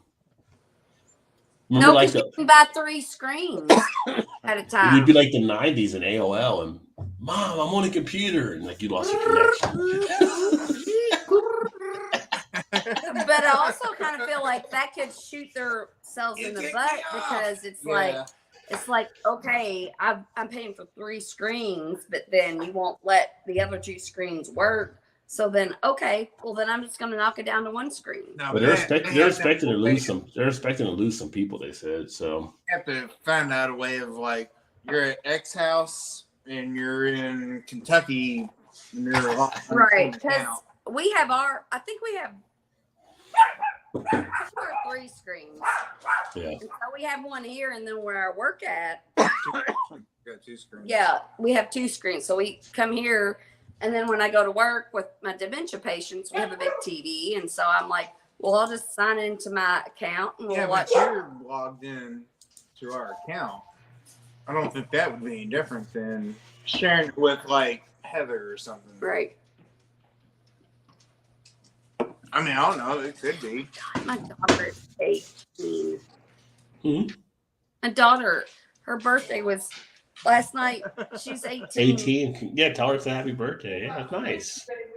Brad said happy birthday. Oh, yeah, it was happy 2 days. Birthday, it was 2 days. Kylie. Birthday. Yeah. I mean, I want her. I can be sad. Yeah, for her turn 18. Her to also go do her life, you know, but it makes me sad. Why does it make you sad? Because, I mean, now she might leave me. Just means you're old, that's all. Yeah, pretty much. what Rod said. No, I mean you all can interpret my feelings in your own way. I don't understand. I mean, I've never had kids, but I just think like you have kids and you expect kids to grow up and then go in their life, and so then it's kind of always surprising when you're saying when they're leaving. Like, No, I want her to go. I want her to like be who she wants to be, and that's what makes me sad Happy because and sad. I'm not putting an anchor on her. yeah. And I'm like, I mean, some parents look at it like, hey, we got another room we can make into an office or something, you know. no. Kids come back 2 weeks later and their bed's out of it, like, oh, we've already changed it over. I feel like that, but I feel like that happens to people that have more than one kid. Yeah. If you only have one kid, I don't think that would actually happen. Well, it's 2023, so you don't have to worry. Kids come back home nowadays, Shannon. So How can they not? It's so expensive. How could they not? it's crazy. It's I think I don't know if we talked about it before in here or not, but like San Francisco, like 120,000 is considered low income out there, That's insane. which is like a pretty good paying job, right? But that's low Especially now, income. they can't even live off of eggs anymore. Yeah. Yeah. Yeah, what is up? What is up with the egg price? I don't like our egg prices here like $3. I thought for a dozen or whatever, but some I just people are like bought- $8 or something for I a just bought dozen. $18. $8? No, I just bought 18 last weekend, and it was $5.99 for 18 of them. See, I don't know what they cost in the first place. You can see the Not videos, like people are making videos like showing them like as drug runners, but except with eggs instead of drugs. Like there's some funny videos out there, but egg prices I some people go saw on crazy. TikTok yesterday of a lady. They have like a bunch of chickens, and they said it was all in the feed. Hmm. It was. She said like a bunch of people that had chickens were saying the same thing, like they weren't laying any eggs at all. Well, and then, so and wait a then minute. they were all like, "No, that's what she said." But it come to find out, like it was the seed that they were feeding them was keeping them from Because laying the eggs. government is selling them The this. government is shutting it down. She Shutting didn't it say down. that, but that's the way I was taking it too. Conspiracy. The next day there was like 8 eggs. It's the They government. hadn't laid an egg for like months, But you know, also the government might have told her to do that, and that might not be true. maybe. But it's Well, also Vanessa said happy thought it birthday might to actually Kylie as well. anyway, so. See, Yeah. this is how I feel about things. People are like, that costs so much money. If we were to make it to a beer video game egg storage room, right, Emerson? Yeah. If Kylie's out, you got a whole new room. We got other rings. Yeah, we got 2 spare rooms. Yeah, we put her in the basement so we don't have to look at her If you made an mess. egg storage room, do you have to like weigh out the eggs like you're doing grams of cocaine, or how's that work if you're running eggs? I mean, no, but like everybody loves eggs and milk. Our eggs and milk expire before we use Like them. this egg is 100% pure. Those eggs over there, just some eggs. Yeah. Yeah, but literally, our eggs and milk are the things that stay in a refrigerator longer than anything. You got Eggs, people milk, like and bread. Those are the top 3 things that go bad in our house. you got people like, did you cut these eggs? What'd you cut them with? Like, no, they're pure, 100% pure eggs. Here, yeah. They are really good. When you get farm fresh eggs, I'm like, You gotta drink one raw like Okay. Rocky to make. You gotta drink one raw like Rocky to make sure it's actually pure. Pour it in a glass. Let me check hey, it out. I got a question. If you could only eat, I know I've asked this before. Okay, I'm not going to ask it again then. I don't know if you asked it before or not. If you could only eat, because my answer. Ooh, powdered eggs in a can. I don't want the powdered eggs though. That's the knockoff There's stuff. powdered eggs. Look, if things go bad, Vanessa's our apocalyptic leader. So if she says there's powdered eggs, there's powdered eggs. We've already got storage full of I mean, a eggs. lot of people could put powder in a box and call it whatever they want to. Powdered eggs. Powdered milk. Yeah. Not powdered water. Powdered Yeah. water. Powdered water. What do you mix it with then? Water? Right. Well, I hope so, because No, if you need powdered eggs, then No, powdered water. What do you mix that with? Water? powdered eggs. Well, I guess You you can could. just urinate into it. Urinate. Even ramen go bad at 6 months. The world is a vampire. Oh my, I love ramen noodles. The world is a vampire. I haven't heard Smashing Pumpkins song in a long time. I used to love that song back in the 90s. Smashing Pumpkins and Garbage was my first concert I ever went to. Really? You're a big Courtney Hole fan. No. Wasn't she the lead singer of Garbage? Yes. Yeah. Yeah, I don't even know her name. But I love the song Stupid Girl. I love that song, Stupid Girl. Love that song. No. Oh, yeah, maybe. What's her name? Courtney? She was married to Kurt Cobain. She was the lead singer of Garbage. No. That was Courtney Hole. No, the one from Garbage had red hair. It was Courtney Hole was the lead singer of Garbage. I was on the radio as a DJ back then. And then he married somebody else? No, Courtney Hole was the lead singer of Garbage. I was a DJ at the radio. We played it all the time. He married Kurt Cobain. Yes. No, Courtney Love. Courtney Love. I said Courtney Hole. I'm sorry, Courtney Love. Yeah. Yes. And Yeah. Courtney Love did not sing for Garbage. Yes, she did. Okay, I'm Who sang- so glad you taught me Who that. sang for Garbage then? I mean, I don't want to ruin the night. I mean, Well, you'd be teaching us something. I don't. Did you know Dave from Foo Fighters was in Nirvana? Dave Grohl was in Nirvana. The Yeah, star of there Foo you go. Fighters. That's what I meant to say. Did you know that? He's a drummer. Sounds like I don't know. That's not Garbage Girl was. Garbage Girl. Hey Siri. No. Who was the lead singer of Garbage? I found this. God. Hey Siri. She's like, I'm sleeping. Who was the lead Yes, singer Lee, of wake me up Garbage? now. You know what time it is? Here's what I found. Shirley Manson. For Garbage? She was the lead singer of Garbage. She had the red hair. Stupid girl. Yeah. I thought it was Courtney. Who My did Courtney bad. Love sing for then? She was Garbage. I don't know. Maybe Hey she came Siri. after, maybe she came after Shirley. She was for Hole. Hole. Oh shit. All right, my bad. I'm off. No, that's okay. I Said she was Whole garbage. Yeah. Same thing. lead vocalist and rhythm guitarist for the alternative band Hole. You put the garbage in the hole. Yeah. One of the same, you know. Right. Like, You're gonna get banned. It's not our fault. now I'm the gatekeeper. Well, where else does the garbage go? Into the hole. Or the garbage And can. then disappears to Nirvana. I mean, you live in a Very true. high rise, so your garbage goes different places than ours do. I do have to put it in the chute where it Go shoots down down the to the chute. trash bin. Yeah. In the hole. Yes. In In the hole. Yeah. Yes, but in the hole. Yeah. Smells Fair like teen enough. spirit too. Fair I enough. can't. Yeah, right. That's the Fair aroma. enough. I don't know why I said it, but I did anyway. All I know is I feel like a rat in a cage.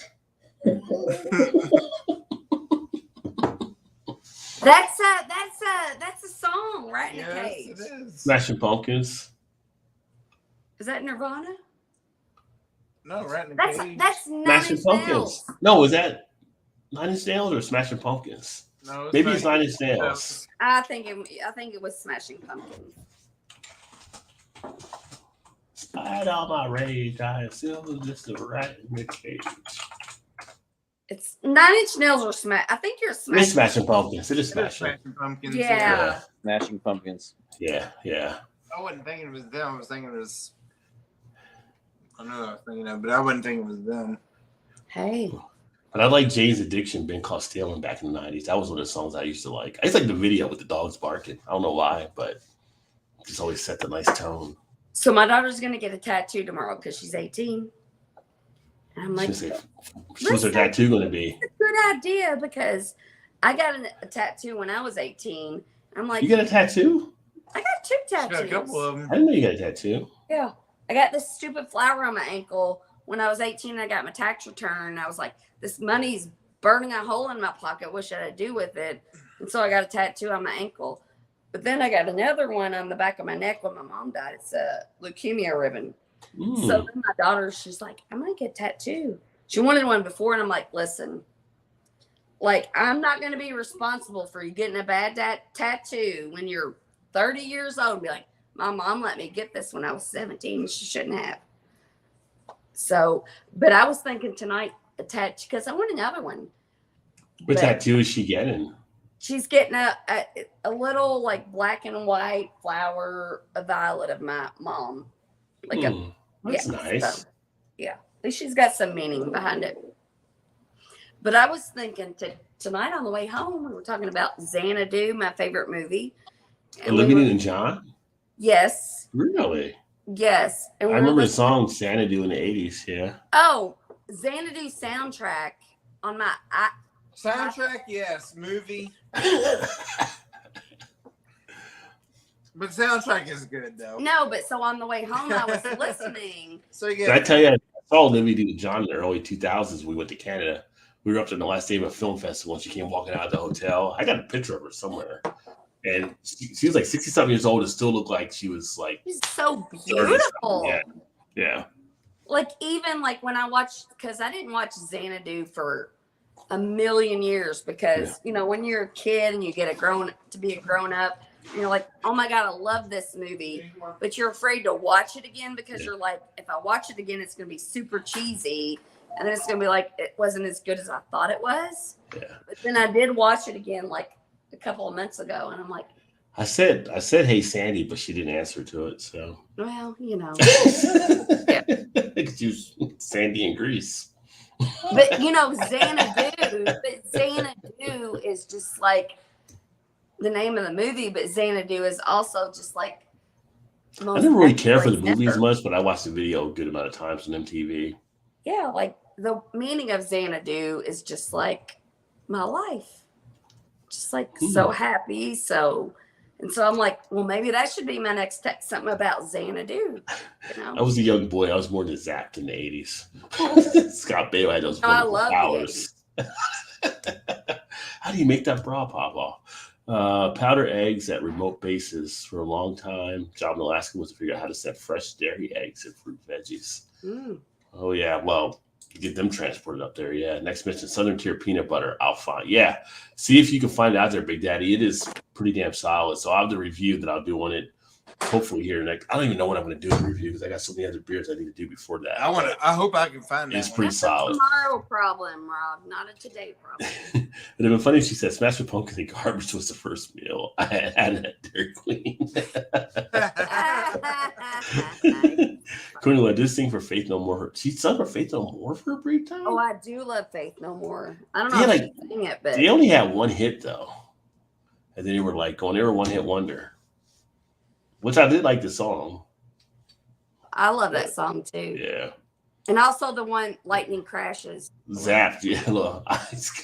Everybody remembers it. If you were a young boy in the 80s, you remember Zapped. There's a shoe store called that now. No, you're talking about Zappos. Close enough. But Zapped was when Scott Baio had the power to make like women's clothes pop off. When he was a young boy. The way he said. In the 80s. I wonder if they could do a Zap nowadays. I wonder if it'd be like too politically incorrect to do a Zap movie. I don't even think they could do a Porky's. Like, could they do a Porky's remake? No, they absolutely could not do a Porky's. They could do a Porky's remake in the 2023. There's no fucking way they could do that. Oh. No freaking way. Good. And it's down goes Shannon. Yeah. All the way till the end. Oh my God. Video. So you're saying they could have a Mrs. Ballbreaker in there? I'm so disappointed in myself. Yeah, that was Kim Cattrall. Kim Cattrall was last seen Porky's. No, but this is why. They call her Lassie. Get her in the rafters. You'll find out. I'm so disappointed in myself. That is such a good movie, though. Oh man, that's funny. Yeah, that's a classic. That is a classic. There are some movies now you're like wondering what they can get away with, but I mean, I don't know. I mean, I guess they could do it. I don't know if there would be a backlash for it or not. Oh, everybody in the movie would. Yeah, get now canceled. probably not now though. No, there's absolutely no way to make women feel objectified. Even though some women, I mean, I don't mean to like cause a big stir, but sometimes it's nice to be objectified, you know? Sometimes it's a fine line. Don't be creepy about it. Don't be Comfortable about Don't it. be all Harvey Weinstein about it. No. Yeah, I'm like, no, thank you. I appreciate it, but then I'm gonna move on. And then if you keep following me, then yeah, that's not right. But I don't know. Not a me problem. I mean, it did. When did they do Bookie Nights? That was how many years ago? That one. But I don't feel like that was a bad. I think I feel like that could still, because the women in there, they were doing things, but it was their choice. He was based off John Holmes, though, and he was like pretty much grooming like these young kids to come into the porn industry. You're right. Yeah. So I mean, good movie though. Yeah, it's kind of interesting. You know, I don't know what you do in Hollywood nowadays. I gotta go pee. She's like Forrest Gump. I go pee. I had 16 Dr. Peppers. Which, if you had 16 Dr. Peppers like Forrest Gump, you probably would have to go pee. Right. Yeah. Jane. Listen, your mama sure does care about your education. Mom did what she needed to do to get him into Alabama. Even back then, they had recruiting standards. True. Oh man, good movie. I do want to see his new That movie. was a good movie. His new movie looks pretty funny. The Man Called Otto, but I haven't seen if I can check that out at some point here. Can't go wrong, Tom Hanks. No, he's solid. I think he came all the way from Bosom Buddies, where he started it. Right, yeah, right. Yeah, which was like, you know, everybody's all worried about the whole things in school, talking about drag queens. Like Bosom Buddies was a primetime show where him and Peter Scolari dressed up as women so they can get a cheap apartment. I'm like, they were cross-dressing back in the 80s. Yeah, right. And it was like a big hit for ABC. So I don't know. The world's kind of screwy at this point, but For sure. I was getting ready to sign off here, but wait for Shannon to come back, I guess. Should go potty. Yes, sir. Thanks for letting me come on and chat. Oh with yeah, you. definitely. Yeah, definitely. And it was great to have you on as always. And yeah, I'm trying to do more like the end of the month. I usually do a thing where I have people come in and have a great conversation, great fun like we did. So, but you got some good stuff going on. And for people watching, make sure to check out Wayne's Beer Delivery. Faith No More had one hit, but sold millions of records. Mike Patton had the best vocal range in music. It's his own label. F&M still sells out tours with Barry there. Yeah, I mean, Faith No More, it was just the one song that really took off for him. But I have that actual album on cassette somewhere in my collection. But You Win It All. I always enjoyed that back in the 90s. Yeah, 90s were just different. It's like, I don't know. I tell people all the time, I feel like if you're Gen X, you've kind of seen so many different things. It's just like we've had so much technology come through our generation that nothing surprises or does anything. And I think like we're the generation that refuses to get old on stuff too. So it's kind of like, you know, I shared a thing on my Facebook page of the old guy that was like basically popping the music. It was just like our generation is just like we can do anything. You know, we have stuff from the boomers and we have stuff from the millennials that kind of allow us to be kind of the schizo type generation. So our generation, we saw everything from Not seen that video. Like, we saw music go from a reel to reel down to an MP3. You know what I mean? It's like we saw the reel to reel, we saw the 8-track, we saw the cassette, we saw the CD, and now we see the digital files and stuff. So we've seen it all go through. I mean, you give us a pencil and a cassette tape, we still know what to do. We can handle it, you know. We can get it all set up and get it rock and roll. And, you know, we went from the TVs, so many other things in technology, from the cell phones. We went from the big cell phones down to the little cell phones to back to the big cell phones. I mean, we've seen it all happen. You know, we were there when they created the first Apple computer and Macintosh and IBMs and all that kind of stuff. So I feel like Gen X is like that great cross blend generation that we've seen so much happen there. You know, we were like the latchkey kids, you know. Nowadays, you can't leave a kid at home. They were like 10. We're like, 10? I could make a full meal by 10 years old when I was a kid. You know? and microwave wasn't needed. I knew how to cook on the stove by 10 years old and do stuff. So it's kind of like, it's just, you know, we were that fun generation. It's kind of like, go outside and don't come back to the street lights on, and we find ways to amuse ourselves. So we still come home, and when they brought out video games, Atari and Television and ColecoVision and other visions, we were still playing video games, but we still had fun outside as well. We weren't stuck inside all the time. So there's not much you can tell our generation. Like, we've done it all. We've had fun. We're still doing stuff. We're still exploring. It's just like, we enjoy life, I think. Just be home when the street lights come on. Yeah. I mean, yeah, we got whoopings and we survived as well too. So it's I don't know. I feel like, and maybe it's a generational thing, but I feel like we grew up at the right time to grow up. You know, we kind of went through stuff, and you know, and it was just a good time. And we had like the whole vibing type stuff, and you know, we went through the rise. You talk about music. We went through the time in the 70s. Coming up as kids, if you were born then, you had the whole rise of like the disco era, but you had the classic rock era that was in play as well.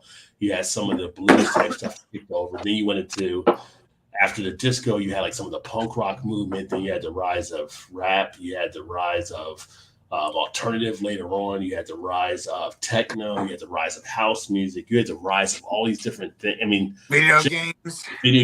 Gen X, we saw like so many different things that came up. The rise. It was definitely like the tweener generation. Yeah. Gap filler. So you're the beginning of Gen X, right? Yeah. So you're almost, what's before Gen X? Baby boomers. Oh God, you're nowhere near a baby boomer. I don't. No, I mean, Gen X is kind of like, we get seen as having the characterizations of, we get the baby boomer quality, but we also get the millennial type quality, because our parents were the baby boomers. We're the ignored. best of We everything. were ignored. We raised ourselves. We did. We were, like I said, you were going by saying we were the latchkey kids. We were 10 years old. We could make a meal at home. We could make a meal at home at 10 years old and not need anybody to supervise it. Yeah, like, and we carry that into adulthood. It's just like, I'll take care of myself. I don't need anybody else to take care of me. Yeah. No. Which is why sometimes we see like some of those, kind of not necessarily the millennials, but more the Gen Ys or Zs, and they can't figure stuff out in the office. Like, what is wrong with you? Like, it's like, Forrest Gump, are you stupid, son? Like, what's going on? Like, right. Well, Kylie's never had to take care of herself. It didn't care.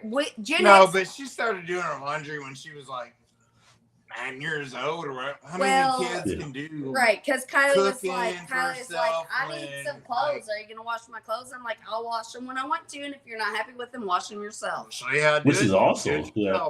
And Yeah. she's been ever since, like, literally like 9 or 10 years old, probably. Yeah, I'm just like, Yeah. I mean, and we were a generation too. Like, we were probably like the last ones in school where it was like, we had to read the Constitution. We had to read the Declaration of Independence. We had to know the state. We like stuff nowadays that are like optional for kids. Like, we learned that stuff. You know? we had to use Yes, the yeah, encyclopedia. We had to read our stuff. We didn't get to go online. In fact, we had to work for our information. Yeah. All they have to do is sit in their bed and get on their phone, and everything's right there. Somebody else. Yeah. There was a good time. Yes. Yeah. Yeah. I mean, we did stuff the way we did. And yeah, we sure did. It's like, that's just our generation was able to benefit. And it's like, I felt like if there was I mean, I don't know any generation really besides my generation, but I felt like I know talking to my mom, but her generation stuff was like, and issues they had to go through. And I see younger people with it. It's like, I feel like I'm happy I was in the time that I was actually in, where we were on the cusp of so much just from technology. We went from a time when a computer used to be a whole room to now fitting on your phone. Right, We saw Yes, all that. exactly Yeah, we saw all right. that happen. We went outside and played with our friends. It was kind of the best of both worlds, because you get sort of like the end of, when we were young, Yeah, they now say where Gen you're X just is kind the of like, generation that knew no computers, and then no did. computer. Yeah, that's what I'm saying. It's like, Well, I mean, we learned. I mean, the I best learned to of both worlds. program like on the first Apple IIe. I learned how to program basic language on that, and then computer. So it's like when the computers emerged, we were part of it on the front as well. So it's just like we saw so much technology happen under us. You know, we were there when they were doing like the first space shuttle missions. You know what I mean? Like you see that nowadays. The You just think about it. Challenger. But with the first space shuttles were when we were like young, watching a lot of that stuff take place, you know. So right. we came out born like a few years after the first time we landed on the moon. So we saw a lot of technology. I feel like Gen X was kind of like the start of society in a sense. You know what I'm saying? Like, not society as like the old days of horse and buggy. More like the technology change that's taking place. The start of it was the start of a new generation. Today is like we were the beginning. And I am so glad I know what life is like without computers, but and we phones, and. But in saying that, we also knew what it was before all that shit took place. Sorry, all that poop took place. I've already said the F word twice. And I was so sure I was going to be so good.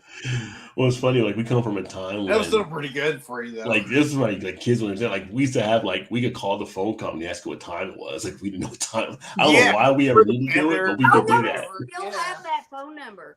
So in Louisville, it's 585-5963, and you can call that number still to this day, even when I was a kid. And it's still on there. And it will say the temperature. The time is blah blah blah. The temperature is 56 and rising, or falling, or steady. I still, because where I work, I have a lot of people dementia patients that want to call their family. Yeah. And I'm like, I'll call them for you. So I pick the phone up. I call 585-5963. Call that number. Yeah, it's still there. But see, you guys don't remember probably because I'm older than you, and might be because Wayne might remember a little bit. But I can remember being a kid where you would call the operator. Like you would call the operator, and the operator would connect you to somebody on the phone or whatever that you were trying to call. Like you don't have that now. It's just different. Or just a payphone in general. Like oh, I miss payphones. Well, you had the payphones. Yeah. I mean, where was Superman changed now? There's no payphone. That's true. Very Superman needed the payphone booth to actually change and stuff. I guess. And I can remember when they would drop off the yellow book, with all the new business listings. You know what? We still get delivered once a year. Do we? Yeah. I don't think so. No, they do. I always throw it in the trash can. It's like nobody needs that shit. No, because that's at work. They come up and it's like, I need to call so-and-so. I'm like, I don't know the number. And they're like, don't you have a phone book? And I'm like, they don't make phone books anymore. But it used to be like 3 inches thick. Now it's like an inch. Well, let's face it. We also had the greatest time around Christmas because we would wait for the Sears catalog to show up with all the Christmas. We could plan out when we want to send it to bring us too. And the JCPenney's. And we circled and give it to our parents. Like we would circle what we wanted and everything, So the Sears catalog was a big thing back in the day. So yeah. And the Toys R Us too. That was like Toys R Us was huge back in the day. Yeah, when you got Toys R Us catalog. Yes. Sears catalog was kind of like the Playboy before you get Playboy.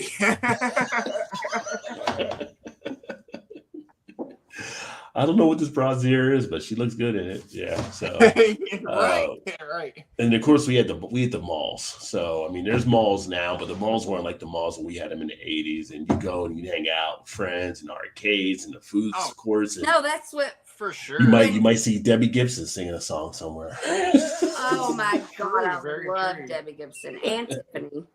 But so Kylie, like I said, her birthday, she wanted for her 18th birthday. She's like, I want to go to Cheesecake Factory, which is so fun because we got married in Vegas and then we had like 17 people with us. After we got married in Vegas, we went to Cheesecake Factory at the Caesar's Palace to eat. And so now my daughter, 18-year-old daughter, is like, we're like, where do you want to go eat at? I think she's been a Cheesecake Factory like twice in her life. Twice, okay. And she's like, I want to go to the Cheesecake Factory. And I told Todd, like, isn't this so ironic? Like, I was like, okay. this is where we went after we first got married, and now we are taking our 18-year-old daughter to Cheesecake Factory. It leaves a mark. Cheesecake Factory is good stuff. It was delicious. It was so good. Emerson said, Rob, my favorite hack was I called operator from the phone booth and asked for a number that I knew, and they would pass me through. I could call anywhere. Well, back in the night, I mean, there was a whole thing there. And as far as like hacking the phone system, like after, I think it was War Games that came out and people figured it out. Good. You would record stuff on your cassette. You could call anywhere in the country without putting money in the phone because you'd have the beeps identified. You just put it in, you hold it up to the headset and you do the beeps and it would dial a number for you. Yeah. If you're like, go to a phone booth and like, I don't have any money, just like hit the little thing between where you hang it up, the little thing that makes it hang up. You hit it a few times and it'd be like, I like to make a collect call. Yeah. Yeah. Oh, yeah. I know what Can you're you talking speak about. real fast and then hang up? Yeah. No. So it wouldn't charge them. I mean, that was a them problem, not a me problem. Oh, it was your dad problem or mom problem, not a you problem, for sure. Oh, yeah. It was a good time growing up back then. Yeah, I'm glad I grew up in that generation. Like, Yeah. yes, we weren't like coddled or, you know, I was definitely not caught. I mean, it was real life. Well, we were able to find our independence rather easily back you then. have too, and stuff. nobody but yourself. Yeah. And that's still how I feel. Like, I love Todd, but I know my main goal in life is like, can I take care of myself? I don't want to depend on anybody else. Like, I just want to, I'm always going to take care of myself. Yeah. I want you. I don't need you. That's not a bad thing. Yeah. I'm like, I know I'm always like, I'm independent. I'm like, you're just like an accessory to my life. I feel like back then, even though it was a little bit, I guess it was kind of a little bit more, maybe more restrictive on some stuff. I feel like we had some great parties back then too, like in the 80s. It was just like, They were the best because nobody could record you on their phone. you could, but it was just like, you go to parties and there'd be all kinds of stuff happening, and it's like probably shouldn't be happening, but it was like the 80s and it was happening, so it was, you know, it was right. Who cares? Whatever. Let's do it. I don't think the parties we had back then can get away with stuff nowadays and stuff. No, they couldn't because. But to your point, it was great because you couldn't have it recorded because there would definitely probably be some people indicted on stuff. But yeah. Oh yeah, for sure. And there was probably sometimes, I think back sometimes on some of the stuff we did, I probably could have died a couple times in a few things, just stupid stuff that we did back then. Oh my God. But it was the fun of it too, though. It was like the learning experience. So what is the moment? Do you have a moment that you were like, I should have not done that? Oh yeah, I got a few moments that are like that. But like, what's the number one moment? We used to, in high school, we used to scale a building to go up on the roof to drink beers, where we to scale from the outside. And one of our classmates almost did fall. Like, we did basically shimmy across, and he grabbed one of the shutters that almost came off on him. But it was like one of those things, like, probably shouldn't have done this. But then when you were up there, the view you had, it was worth it to get up there and enjoy stuff. Yeah. That's a good story. That's It was just one of those. It was like, yeah, we shouldn't have done that. And there were numerous times we were on rope swings. We shouldn't have been swinging on rope swings over some spots that it could have easily snapped and we'd have been screwed up and like probably maimed in some way. But, you know, it was the fun of it all. It was the fun of doing mine stuff was, you know what? I think it was called hill hopping in your car. Mm-hmm. When there was like these big old windy roads that had these big hills. And so I was like, Jersey wasn't from the whatever. country. But Stephanie, my friend Stephanie, when I was in high school, we'd go get drunk and then she'd drive us and we'd go hill hopping and on these back roads. And it's just like, you know, when you go over a big hill, you don't know what's coming on the other side. And then you get to the top and you get to go airborne. And I was say kind of yeah, but it. Yeah, but then Yeah. it's like you don't know what's on the. I'm like, oh my god, we should have died like 6 times. Yeah. Yeah, we did some crazy stuff. Yeah. Yeah, there was one night we were driving home from Camden probably fell asleep and shouldn't have, and we woke up midair with the car kind of in the air, but we landed obviously fine. But it was just like, yeah, everybody rolled down the windows, and we all stayed bright awake till we got back home. So yeah, Anybody got some ice? Put some ice. We're awake. yeah, that was kind of like a Wayne's World type moment when that happened. Whoa. What were you gonna say, Wade? Well, I'm going to cut this one loose here. I got to get to work in the morning time. So, but it's been fun. Yeah, me too. Yeah, definitely. It's been great having you on and stuff. So House of Stark. That's right. All right. Y'all be good. all right, Wayne, have a good one. And y'all make sure to check out Wayne there. And I'm going to sign off here as well. So Yeah. thanks for everybody that tuned in, and good times as always. We would definitely check in next Thursday. Trez has said, build a huge clubhouse in the woods, grab furniture and carpet from the dumpster, meet up lousy table with 30 books out of rug. Yeah, well, we did that in New Jersey too. So yeah, everybody had to have a clubhouse like that. Yeah. There's some other stories I could tell about that when we were kids, but I digress right now. But But the new standards on YouTube. Yeah. Right. Yeah. The fun today can be definitely a little more stymied. We even created a WWF championship builder. Nice. Yes. I don't think many young boys that haven't done that at a point where they went into WWE type moves and stuff. So for sure. we actually did that in college one time. Me and my buddy, we were like big WWE fans. So freshman year, we went over and started like messing with one of our other friends, and like his floor where he was at, it came out, and we started wrestling all of them, and we're dropping DDTs in the middle of the floor. We're laying people out. We're just like, that was just guy stuff. They're so mean to each other. That's So mean to each other. We did that too as the kids. Like, oh, this was good. My freshman year in college, we used to have a thing, right? So you would catch a guy sleeping or whatever, and you would like jump and jump on top of him, and then you would yell, "Pile on!" And everybody else would come running, right? And we'd have it stacked to the ceiling on top of some guy that was like caught off guard. Oh, it was one of the funniest things that we used to do. Like, leave me alone. I'm trying to go to sleep. Well, especially when they were hammered or something like that and everything. You catch them when they're drunk or something like that. It's like, oh, the first guy secured it and everybody else is piled on top. So yeah, Sausage that was just party. That's guy stuff you did. You know, it was fun. It was fun. Cheers, Emerson. Great to have you as always, buddy. And definitely be back next week. Yeah, the DDT. I dropped a guy. He was like mad too when I did it to him. I'm like, Our driver. You oh know. my god, yeah. Oh, we had a blast. You know, that's just guy stuff. That's guy stuff. Yes. You No, know, good memories. Good memories. That's all that matters. yeah. That's all you have at the end of the day. You know, really you live is. a good life, and those memories are just the fun stuff you Connections with remember. people that you've met throughout your life. The funniest thing is when you talk to people and it's like they have memories and you forgot you even did stuff on some things. It's like, you remember the time back, blah, blah, blah. And then they tell you and you're like, you start to recall it back. You know what I mean? It's kind of like, Yeah, you you're don't even think about it. Yeah. Are you sure it was me? Oh, yeah, it was. I remember that now. Yeah. It was like one of my buddies when Yeah.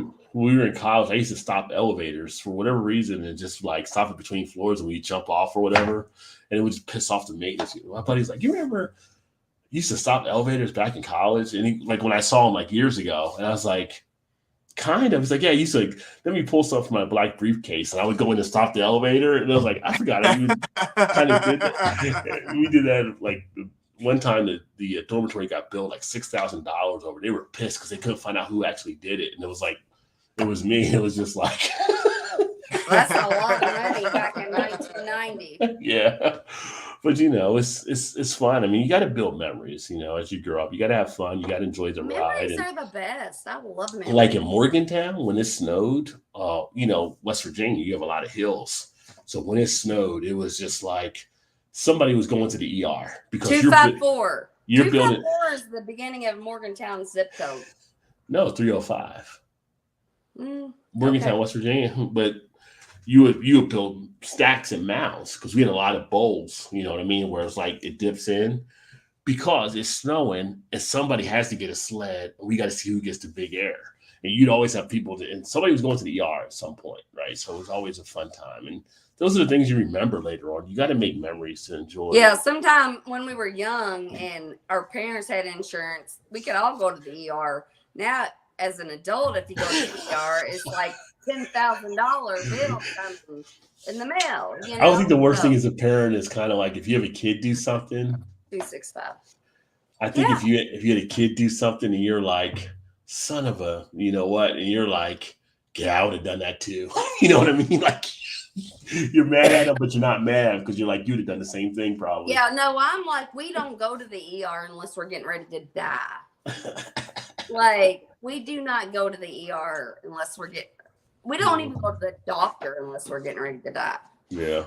And my daughter's like, you don't care. I'm like, you're gonna be fine. Yeah. Like, you're gonna be fine. And she's like, you don't care. And I'm like, no, I'm a nurse. Like, you're gonna be fine. I know what you're gonna do, and you're gonna be fine without them doing that. Yeah. It's like we made urgent care just for people like you. You don't need to go to the ER. No. Right. I fell in a fire pit and had skin hanging off. Melted my fingernails, and my neck was. And I'm like, I mean, I'm not gonna die. I scaled the wall at a beer fest and thought I was fine and went to dinner afterwards. And I said, no, it'll heal. And the next day, it's like, it's not healing. And then I went to the ER. That's what she did. And they said, we need to get you in surgery because your wrist is broken. I'm like, really? It feels like it's going to get better. So, That's okay. fine. That's okay. Yeah. I'm like the guy in Holy Grail, merely a flesh wound. Yeah, and that's like, I woke up and I had all that dead skin hanging off of my hand, and I'm like, okay, maybe I should go get this checked out. That's because we're Gen X. That's the toughness that we get from being Gen X. I'm just like, I'm not going to die, so what's the big deal? And then they were like, well, you should go to a hand surgeon and get physical therapy. And I'm like, hey, how about I try to do what I can do? And if I can't, then I'll go to the hand surgeon. And then they were like, no. I'm like, okay, I'll do that. And then I did. Yeah. I'm perfectly fine. I'm perfectly fine. Biggest two things we learned as being Gen X kids. One, walk it off. And two, to steal a line from Chris Rock, put some tussin on it. That's right. Yeah, I'm like, everybody needs to be quit. Everybody needs to stop being such a vagina. Just walk it off. Walk it off. You'll be all right. I know, but John. It's word twice and the S word once. But twice out of like I'm so 45 times. In so myself. You did good. I'm so disappointed in myself. Great to see you, John. And y'all know Distill, Brewed, and Review. Make sure to check him out as well. But that's going to be our show tonight because it's 11:52, and I know I have to go to work in the morning. I know Todd has to go to work in the morning. Somebody doesn't. Somebody gets to sleep in a little bit. Yeah, I'll sleep in until you all get off of work.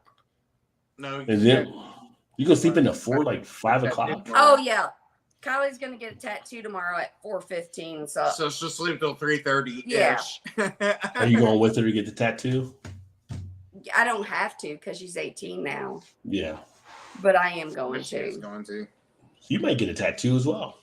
I was thinking about that. God, Rod, don't say that. No, I haven't thinking about that. I'm either like me and Kylie are gonna GoFundMe. .com. But then I'm gonna do like, Xanadu is my favorite movie and soundtrack. That'd be a terrible tattoo. Don't do that. No, just a Z. I just get a little thing. But On then, your feet? well, just a small thing. But I'm also like, Xanadu is the most like. That's an X, not a Z. Whatever. You do you. Whatever. Yeah, you do you. But the meaning of Xanadu. No regrets. You're right. Exactly. No regrets. Took the word right out of her mouth. No regrets. No, but the meaning of Xanadu is just. Xanadu. I'm gonna get an M. I'm gonna get an M and be like, "This is my Xanadu tattoo," and you're gonna be like, "Oh, it was an X. You thought it was a Z, and now you're an M." And I'll be like, "Yeah, because That's what it is. that's my alphabet number.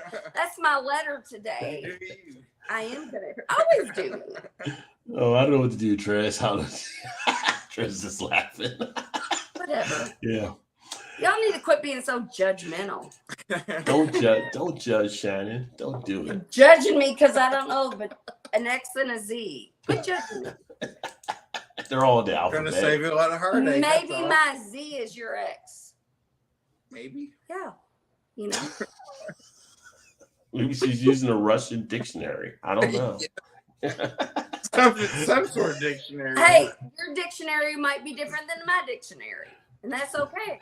It's all about your dictionary. That's what It's all about your D. that's what she said. And on that note, we are out, We'll see you everybody. Y'all have a great Friday. Look forward to catching up with y'all next week. Always great spending time with you. Cheers.